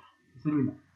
Donc, là, essayez juste de faire attention pour connaître bon, puisque vous avez créé les deux sections, le robot, automatiquement, il va vous donner l'extrémité de 1 mètre. Donc là, vous avez un maille. Donc, on va lier un maille. Donc là, juste, c'est un jeu avec la souris pour qu'on puisse modéliser les poutres. Je continue. 4, la 4. 4, c'est celui-là. Bon, c'est pas une obligation, comme je vous ai dit, mais. Et je préfère de désactiver le croquis pour que je puisse connaître le nœud de l'extrémité du poteau considéré. Il faut avoir ce cercle-là affiche pour que je suis sûr que j'ai bien sélectionné l'extrémité. Oui. Je voudrais savoir, est-ce que il y a une différence, par exemple, pour la modélisation, il y a une différence entre les poutres et les raidisseurs? Ah oui, j'explique maintenant. Mais, bon, vous connaissez la différence entre poutre et raidisseur du point de vue technique? Je pense que c'est lors de la conception. C'est en fonction du sens de l'outil, c'est ça? Effectivement, le poutre, c'est un élément porteur qui supporte son poids propre, la charge d'un mur, et il va prendre une partie de la dalle. Il va supporter une partie de la dalle. Mais par contre, l'édisseur, son rôle, c'est fermeture pour les panneaux et il va supporter son poids propre et la charge d'un mur s'il existe. Ben, ça, en ce qui concerne la définition. Pour les planchers encore creux, les poutres sont perpendiculaires au nerveux et donc chaque poutre elle va supporter la moitié du panneau de dalle. Par contre, dans le dalle pleine, ça dépend de est-ce que c'est une dalle qui porte dans un seul sens ou bien dans deux sens? Si vous avez une dalle qui porte dans deux sens, donc vous avez 4 poutres de 4 côtés. Si vous avez une dalle qui porte dans un seul sens, donc vous avez 2 poutres et 2 réducteurs. Ça, en ce qui concerne la définition. En ce qui concerne la modélisation, il y a une grande différence. Pourquoi? Parce que les poutres ici sont des poutres qui sont contenues. Donc déjà, impossible d'avoir cette poutre-là comme étant une réducteur. Les réducteurs sont des poutres isostatiques uniquement. D'accord. Les éléments contenus sont uniquement des poutres. Sur les plans de coffrage, les éléments isostatiques sont des réducteurs. Les éléments contenus, je peux avoir une poutre isostatique, évidemment, c'est possible. Si je suis dans la possibilité de mettre la continuité comme ce cas-là, c'est une poutre. Ce sont des 2 poutres, parce que ce plancher-là, elle porte dans 2 sens. Vous pouvez vérifier les dimensions. 2 sur 3. 2 sur 3, c'est supérieur à 0,4. Donc c'est une dalle qui porte dans 2 sens. Ok. Les 2 sont des poutres, et ce sont isostatiques. Parce que je suis dans la possibilité d'assurer la continuité parce qu'il existe un miroir. Par contre, pour ces poutres-là, ce sont des poutres continues. Donc, là, il faut bien souligner, c'est que je vais parler de ça avant d'avancer, c'est important. Et c'est peut-être une réponse à une partie de la question du sujet. Donc, concernant la modélisation, pour les réducteurs, supposons, je vais éliminer par la suite l'étape que je viens de faire. Supposons que celui-là, la poudre 26, c'est une réducteur. Ok? Et la réducteur, c'est un élément qui est isostatique. Oui. Et simplement appuyer sur le poteau et sur le miroir. Si je vais garder la liaison comme cela, si je ne vais pas intervenir. Donc, robot, il ne va pas afficher des avertissements par la suite. Ou bien, robot, il ne va pas envoyer un message pour vous informer qu'il s'agit bien d'une réducteur. Non. Robot, il va faire le calcul et il va avancer. Mais, dans le calcul et dans les résultats qu'on va faire après, on va constater qu'il y a des moments au niveau des appuis. Pourquoi? Parce que le robot, il a considéré que la liaison, c'est un encastrement. Par contre, la liaison, c'est pas un encastrement. Donc, c'est une articulation pour les réducteurs. Mais puisque le robot, elle va considérer que la liaison, c'est un encastrement. Donc, on doit intervenir. Comment on va intervenir? Il y a ici, sur la barre d'outils additionnels, une commande qui s'appelle définition de la structure, dans laquelle on va trouver d'autres options. Telles que la fameuse option liée à relâchement. Qu'est-ce que ça veut dire relâchement? Relâchement, c'est-à-dire je vais relâcher la poutre. Par défaut, elle est encastrée. Mais si c'était encastré, c'est bien, je passe, j'avance. C'est déjà, le robot, elle va bien choisir cette liaison-là. C'est déjà par défaut, c'est l'encastrement. Si c'était un encastrement, c'est bon, je passe. Mais si c'était par exemple, bon, c'est pas par exemple, dans le béton armé, je peux avoir l'articulation. Il n'y a pas d'autre cas. Dans les constructions métalliques et dans les charpentes en bois, on peut avoir un appui simple, on peut avoir mais par contre, dans le domaine des bâtiments en béton armé, c'est l'encastrement ou bien l'articulation. Donc, lorsque je vais cliquer sur relâchement, vous allez avoir 3 relâchements qui existent par défaut. J'explique.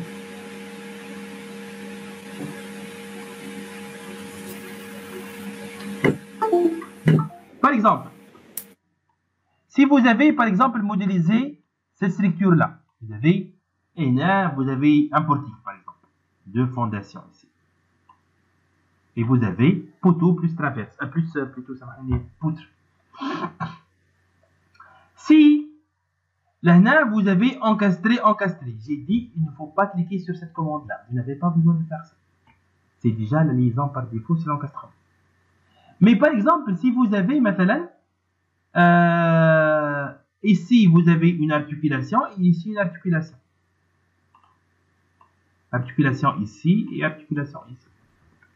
Si je vais garder comme je vous ai dit, la liaison telle qu'elle est, l'encastrement. Donc c'est faux. Donc je dois intervenir. Qu'est-ce que je vais choisir comme option? Je vais choisir articuler, articuler. Et lorsque je clique sur la poutre, qu'est-ce qu'elle va faire au bout? Elle va relâcher la section d'ici et elle va relâcher la section d'ici. Donc maintenant, notre poutre, il est bien articulé. C'est correct. On doit faire ça ici. La poutre, elle est simplement poutre ou bien régisseur pour les éléments isostatiques d'une façon générale. Dans les domaines des bâtiments en béton armé, pour les éléments isostatiques par défaut, il faut considérer qu'elle est articulée des deux côtés. Donc c'est correct dans ce cas-là, quel que soit régisseur ou bien une poutre. Mais qu'est-ce que ça veut dire ce symbole-là? B, B, B, L, L, L ou la LL. Tu vois ça? En 3D. Et en 3D, vous avez quoi? 3 déplacements et 3 rotations. Qu'est-ce que ça veut dire B, B, B? Les déplacements sont bloqués. Et je te mal autorisé, les rotations qui sont autorisées. Donc c'est la différence entre encastrement et articulation, c'est la rotation. L'articulation, elle autorise la rotation et l'encastrement, elle bloque tous les mouvements.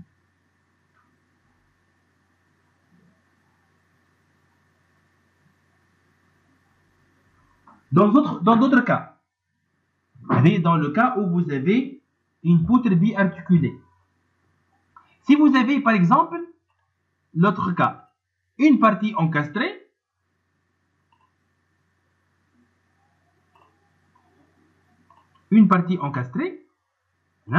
encastrement, ou ici c'est l'articulation.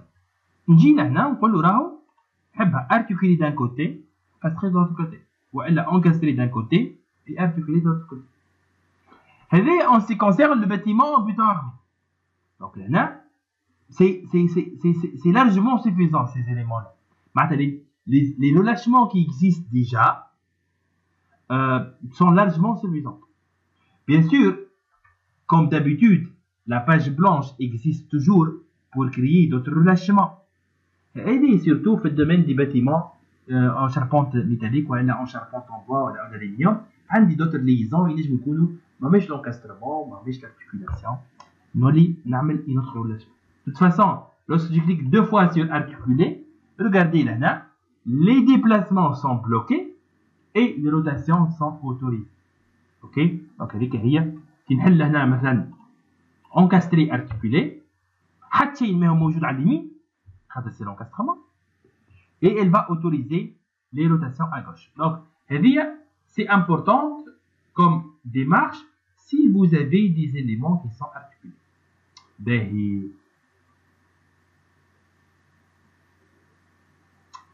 Ok, c'est important, c'est très important lors de la modélisation et pour avoir des résultats qui sont corrects. إذا كان vous avez effectué un relâchement ومن بعد قلت لا je vais changer le ferriage ou je vais avoir l'encastrement, il suffit de mettre la flèche devant supprimer, il suffit de cliquer sur les poutres, vous allez supprimer les relâchements. On revient après sur cette partie-là. C'est bon, c'est elle. واضح سي فخر واضح bien compris.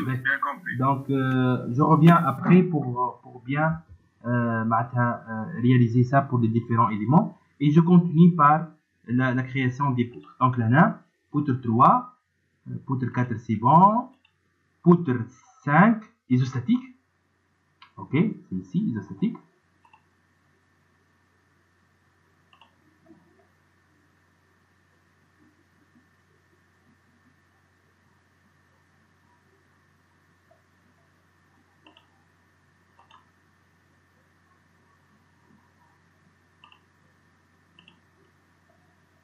Après,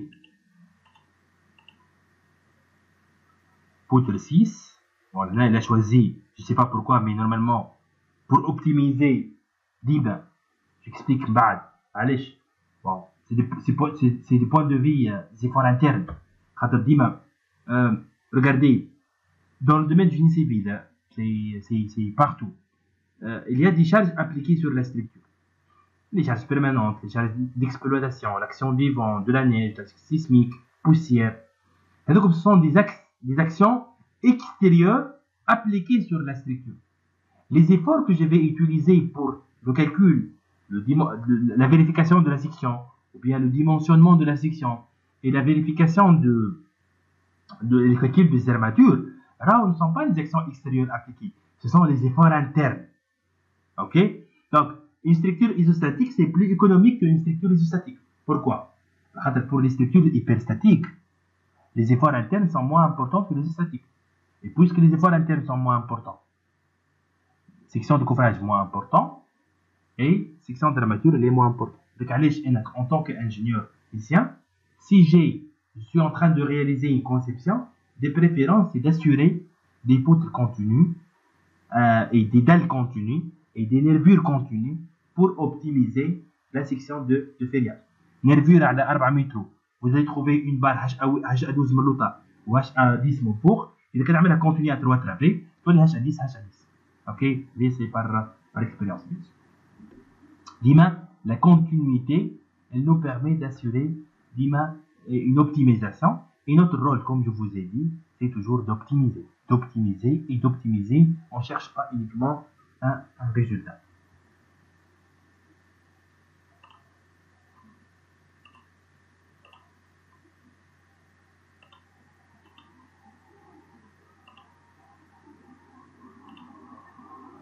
Poutre 7.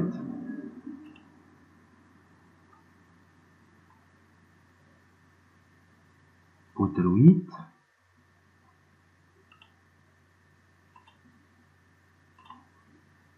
Continue à 3 travées.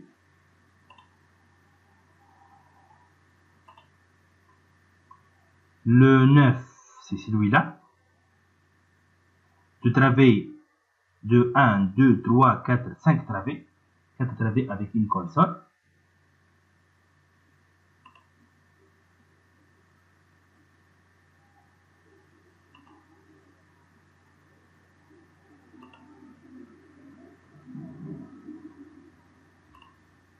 La poutre 10 de travée et la poutre 11 de travée.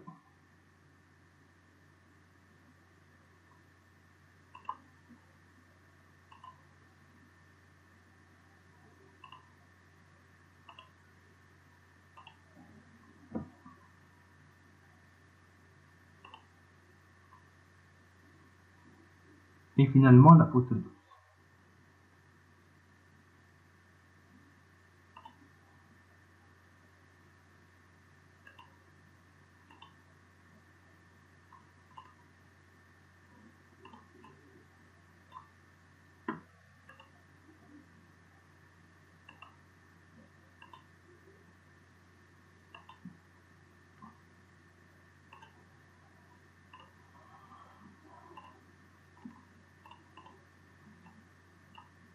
C'est ça.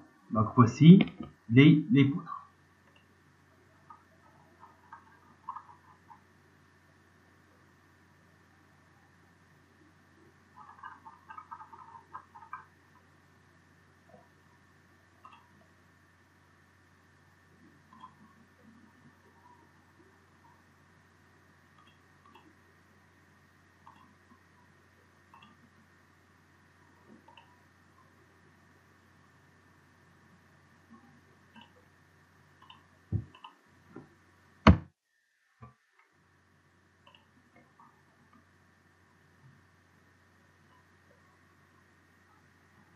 Ok, donc je vais rapidement donc continuer avec cette partie-là, qui est celui-là.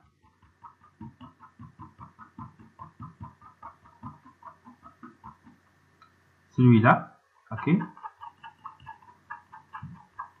Donc, ici, ok. Normalement, par la suite, directement, on va passer à la définition des dalles pleines d'épaisseur 16 cm. Ok. Donc, ok. Donc, 1, 2, 3. J'ajoute 3 axes selon Y avec signe moins. Donc, je reviens ici. Ok. Y. J'ajoute 3 espacements de moins 1 mètre.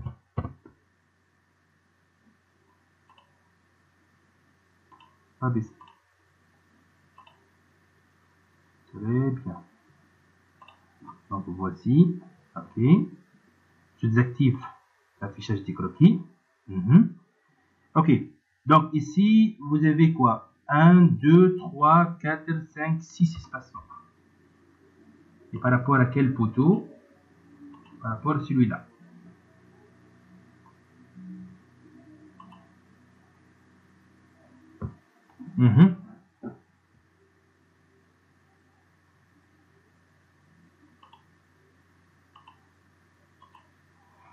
Ok.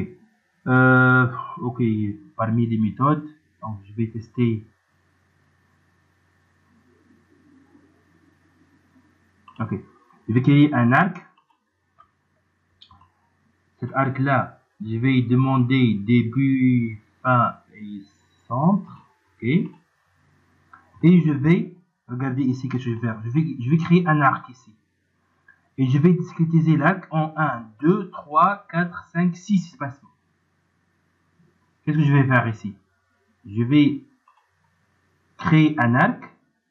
Et pour le nombre de discrétisation, je vais mettre 6.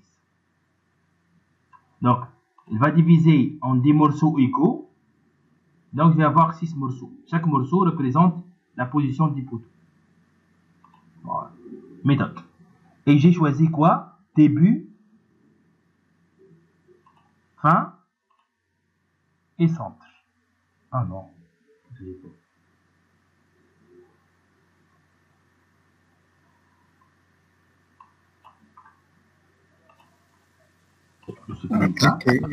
Appliquer manque.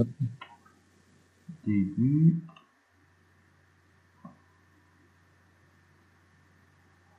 Début. Ah oui.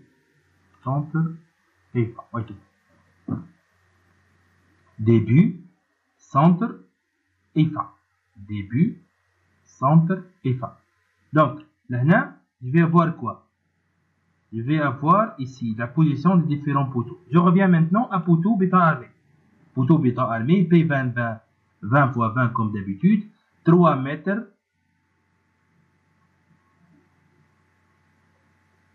Voici la position du premier à hauteur de 3 mètres.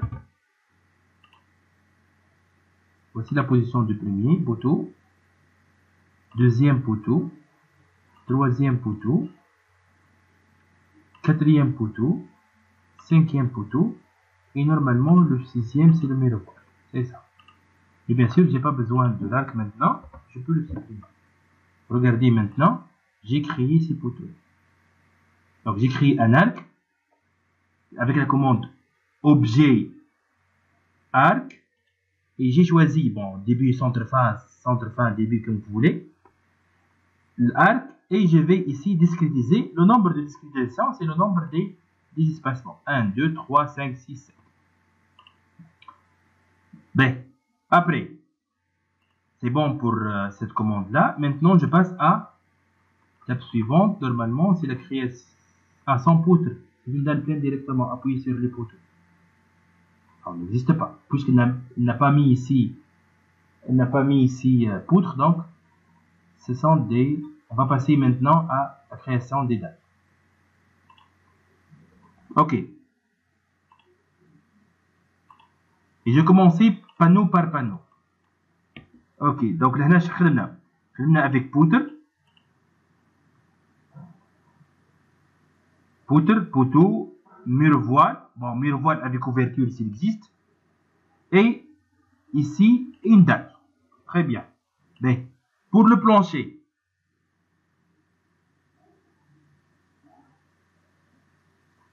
bon, ok. On peut travailler avec dalle, comme on peut travailler avec des panneaux sous forme rectangulaire. Je préfère ça. Regardez ici. Je vais créer des surfaces.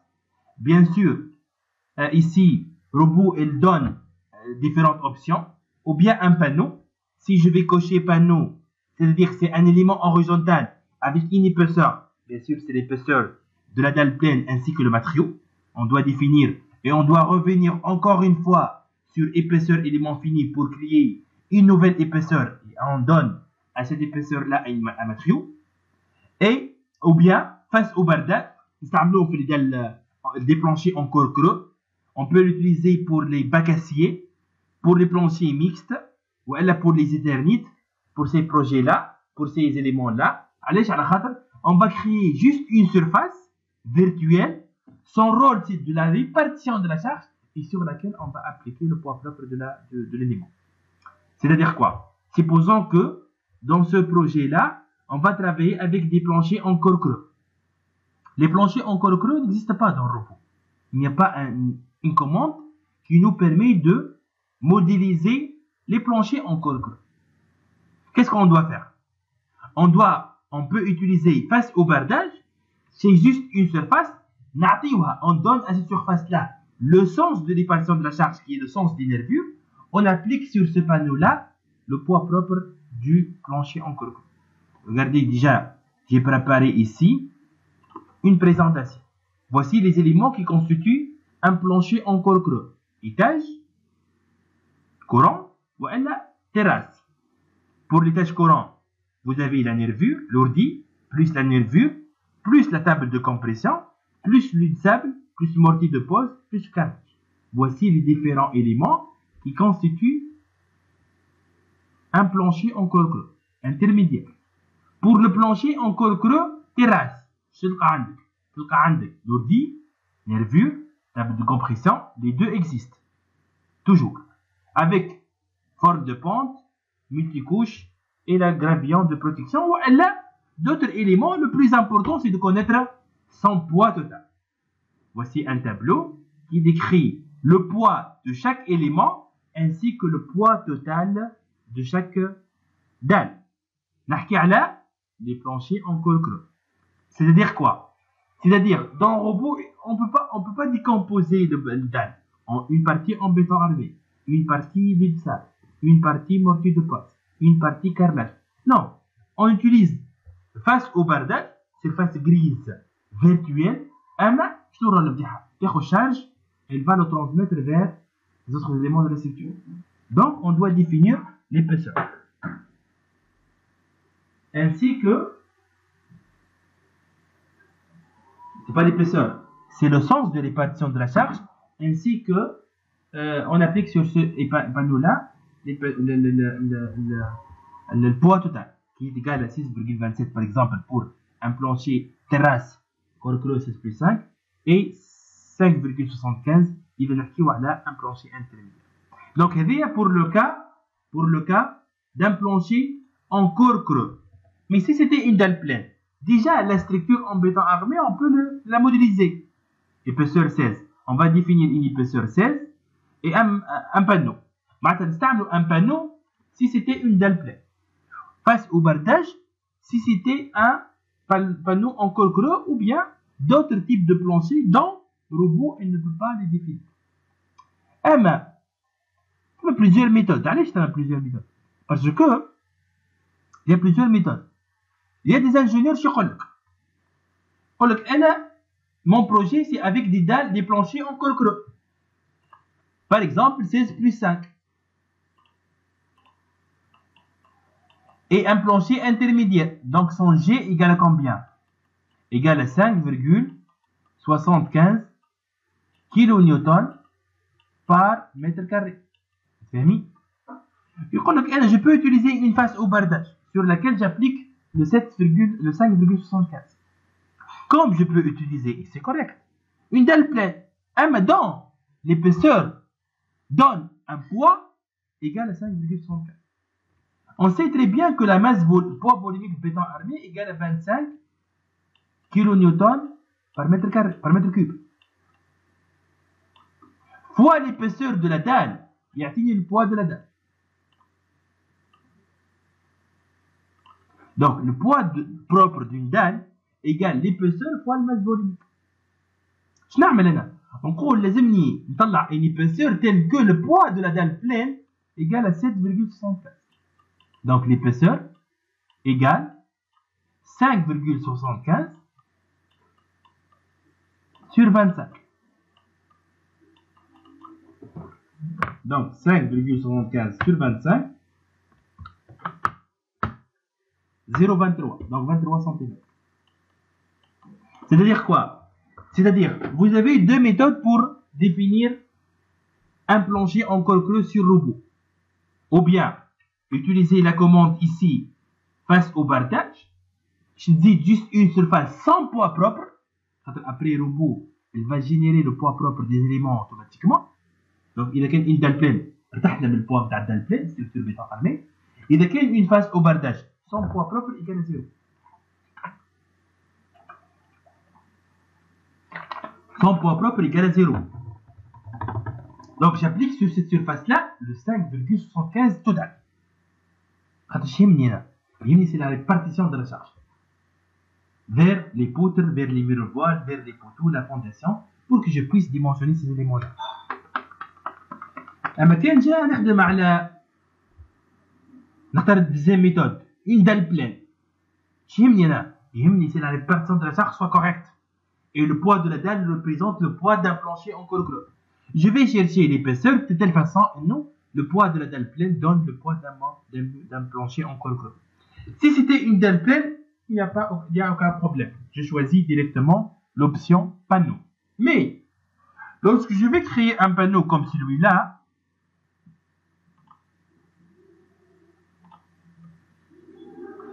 c'est insuffisant le travail que j'ai effectué ici. Allez, pour cette épaisseur, pour ce panneau-là, je dois ajouter quoi? Une épaisseur. C'est pour cette raison, je reviens ici, épaisseur élément fini, qui se trouve sur la barre d'outils, bien sûr additionnelle, et je vais créer une nouvelle épaisseur. Cette fois-ci, c'est pour une dalle pleine, et l'épaisseur est 16 cm. Béton 25. Et il applique ici. Sauf que, bien sûr, redbel est là. Bon, pour le moment. Donc, de point de vue modélisation, je dis étape par étape. De point de vue modélisation, c'est bon. Ce panneau-là a été très bien appliqué. Ok? J'ai créé un panneau. Et pour ce panneau-là, j'ai considéré ou j'ai appliqué une épaisseur. J'ai défini une épaisseur. Ok, c'est bon, très bien. Du point de vue chargement maintenant, n'oubliez pas que le robot, lorsqu'il va générer automatiquement le poids propre, elle va considérer le poids d'une dalle pleine. Mais le panneau, c'est pas uniquement une dalle pleine. C'est une dalle pleine plus le revêtement. Donc après, on doit ajouter revêtement comme charge appliquée sur le panneau. Et toujours, on parle d'une charge permanente. Pour les dalles pleines, on va ajouter une épaisseur. Pour les dalles pleines, on a besoin de dimensionner la dalle pleine pour déterminer le ferrage de la dalle pleine. Donc, on doit respecter l'épaisseur de la dalle pleine. C'est avec la même remarque sur les corps creux. Le poids total égale 800 et je vais chercher une épaisseur pour générer le poids total de la dalle. Mais n'oubliez pas que vous avez demandé, dans ce cas-là, de dimensionner les dalles pleines. Donc, vous avez besoin de considérer l'épaisseur réelle de la dalle pleine. Et pour le revêtement, on va l'ajouter après comme une charge permanente surfacique appliquée sur le panneau. Reste une autre étape pour la modélisation. Même avec la création du panneau et la définition de l'épaisseur du panneau, reste un problème. Allez, reste je peux utiliser outil cotation. Regardez là. Normalement, c'est 2 mètres.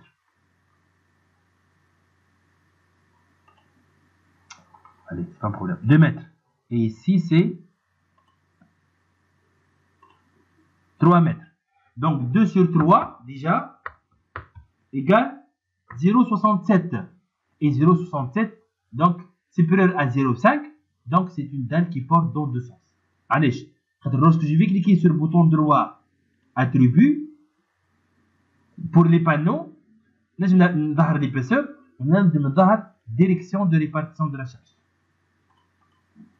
Ah, elle n'affiche pas là.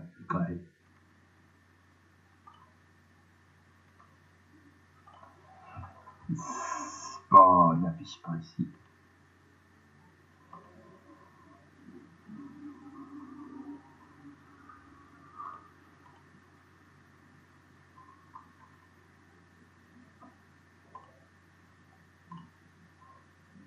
Ok, mais de toute façon, avec robot,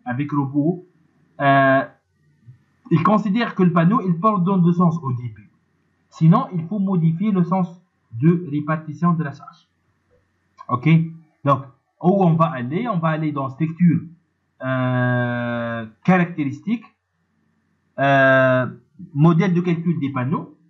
Donc, structure caractéristique, modèle de calcul des panneaux, et on va définir un nouveau modèle. Ça met une dalle pleine.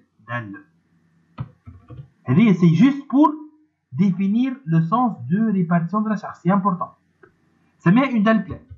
Et vous pouvez avoir plus qu'une fiche. Parce que vous avez des dalles qui portent dans deux sens et vous avez des dalles qui portent dans un seul sens. Donc, pas d'élément fini, pas de raidissage, et le sens de répartition de la charge, il est dans une direction ou dans deux directions. Et quand je vais choisir dans deux directions, ajouter et on l'applique, c'est bon. On va considérer maintenant que c'est dans deux directions. Sinon, si supposons que ce panneau-là, il porte dans un seul sens. Une direction. Chez le robot, elle va choisir la petite dimension automatiquement. Donc là, heureusement, ici, il est intelligent un peu. Mais sinon, c'est impossible d'avoir un avertissement ou une notification pour dire que vous avez oublié de définir le sens de répartition de la charge. Vous avez oublié de relâcher les poutres. C'est impossible. Là, c'est à vous d'intervenir. Si vous avez intervenir, ok, le modèle de calcul il est parfait, et vous allez considérer le cas réel, et vous allez avoir les charges correctement transmises vers tous les éléments de la structure. Sinon, le robot, il part dans deux sens, ensuite, il faut faire attention. Là, il faut faire attention, et c'est intéressant. Et c'est très intéressant, ce cas-là, ce sont ces astuces-là, qui vont influencer sur les résultats. Donc, bien sûr, là, un simple calcul que vous devez effectuer pour les différents panneaux, et pour le considérer, est-ce que c'est un panneau qui porte dans un seul sens ou dans deux sens. Ce panneau-là, c'est dans deux directions. Donc, ça met là, maintenant, je peux noter ça, dalle pleine, deux directions. On va aller les deux directions. Choufou, l'autre panneau, ce panneau-là. Ok? Mais pour ce panneau-là, comme d'habitude, je reviens ici, carré, triangle rectangle, défini par 3 points. Un panneau d'ici, là, ici. C'est bon, a été créé, c'est bon, regardez. Ben, Nimshi Tawa. 1, 2, 3, 4, 5. 2 sur 5. Ça fait 0,4. Donc, puisqu'on travaille selon le code 2, donc c'est une dalle qui porte dans un seul sens. Je reviens et je vais créer dalle pleine. Un sens de répartition. Pas d'élément fini, pas de redissage. J'explique pourquoi pas d'élément fini. Alors j'ai coché pas d'élément fini, je passe. Il ne reste pas de temps pour expliquer ça. Mais je reviens la prochaine fois, Inch'Allah, et je vais même noter ça pour vous expliquer qu'est-ce que ça veut dire, pas d'élément fini. C'est important aussi. Et dans une seule direction.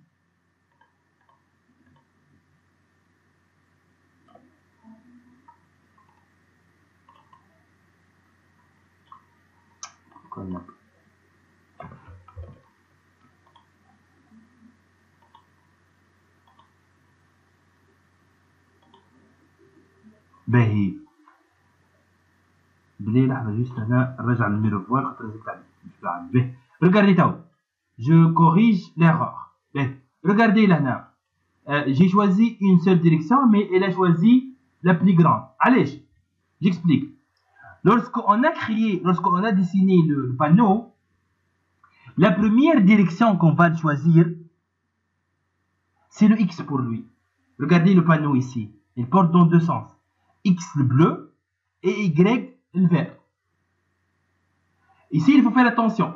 La première direction que je vais choisir, وهو مش ياخذها سونس ان سول سونس اللي هو اللي يهز تاع البانو. انا وقت صورت البانو هذايا بديت مشيت للنا ومن بعد رجعت هكا خذنا الاكس هو البلي جراند ديمونسيون. شنو نعمل؟ نفسخو ديما ناخذ لا بروميير ديريكسيون هي لا بلي ديريكسيون باش كان si c'était un panneau qui porte dans un seul sens, elle va prendre la petite direction comme le sens de répartition de la charge. Donc, la première, bah, je reviens ici. Normalement, c'est bizarre qu'elle donc, je reviens, structure, caractéristique, modèle de calcul, un seul sens. Regardez maintenant, c'est correct. Pour résumer, si c'était un panneau qui porte dans deux sens, c'est pas un problème. Placez comme vous voulez le panneau et il va considérer les deux sens de répartition de la charge. Mais si c'était un panneau qui porte dans un seul sens, lors de la modélisation des panneaux, il faut commencer avec la petite direction. Pourquoi? Parce que pour lui, c'est le X. Et lorsqu'on dit un seul sens, elle va considérer une direction, c'est le X. C'est correct, c'est clair ce point-là. واضحة البوان هذه بالله؟ Déjà, oui. Oui, c'est clair pour moi, monsieur. Ok. Donc, la première direction choisie pour modéliser votre panneau, c'est celle, la petite dimension. Dans le cas où vous avez un panneau qui porte dans un seul sens. Si vous avez un panneau qui porte dans deux sens, peu importe la direction que vous avez choisie. Ok? C'est ça, donc on a presque terminé avec le premier étage. Inch'Allah, si on termine le premier étage, le RTC, on va appliquer les charges et on va continuer par la modélisation des autres étages et le dimensionnement, Inch'Allah, des autres éléments de la structure. Donc c'est tout pour cette séance-là. Inch'Allah, on continue la prochaine fois. On va essayer de finir avec ce projet-là pour qu'on puisse passer, Inch'Allah, à un autre projet. C'est pas plus important, mais aussi important parce que les différents ouvrages choisis dans cette formation-là ne sont pas tous et à chaque fois, on va découvrir d'autres options et d'autres démarches et d'autres techniques pour quelle que soit la modélisation ou bien le dimensionnement.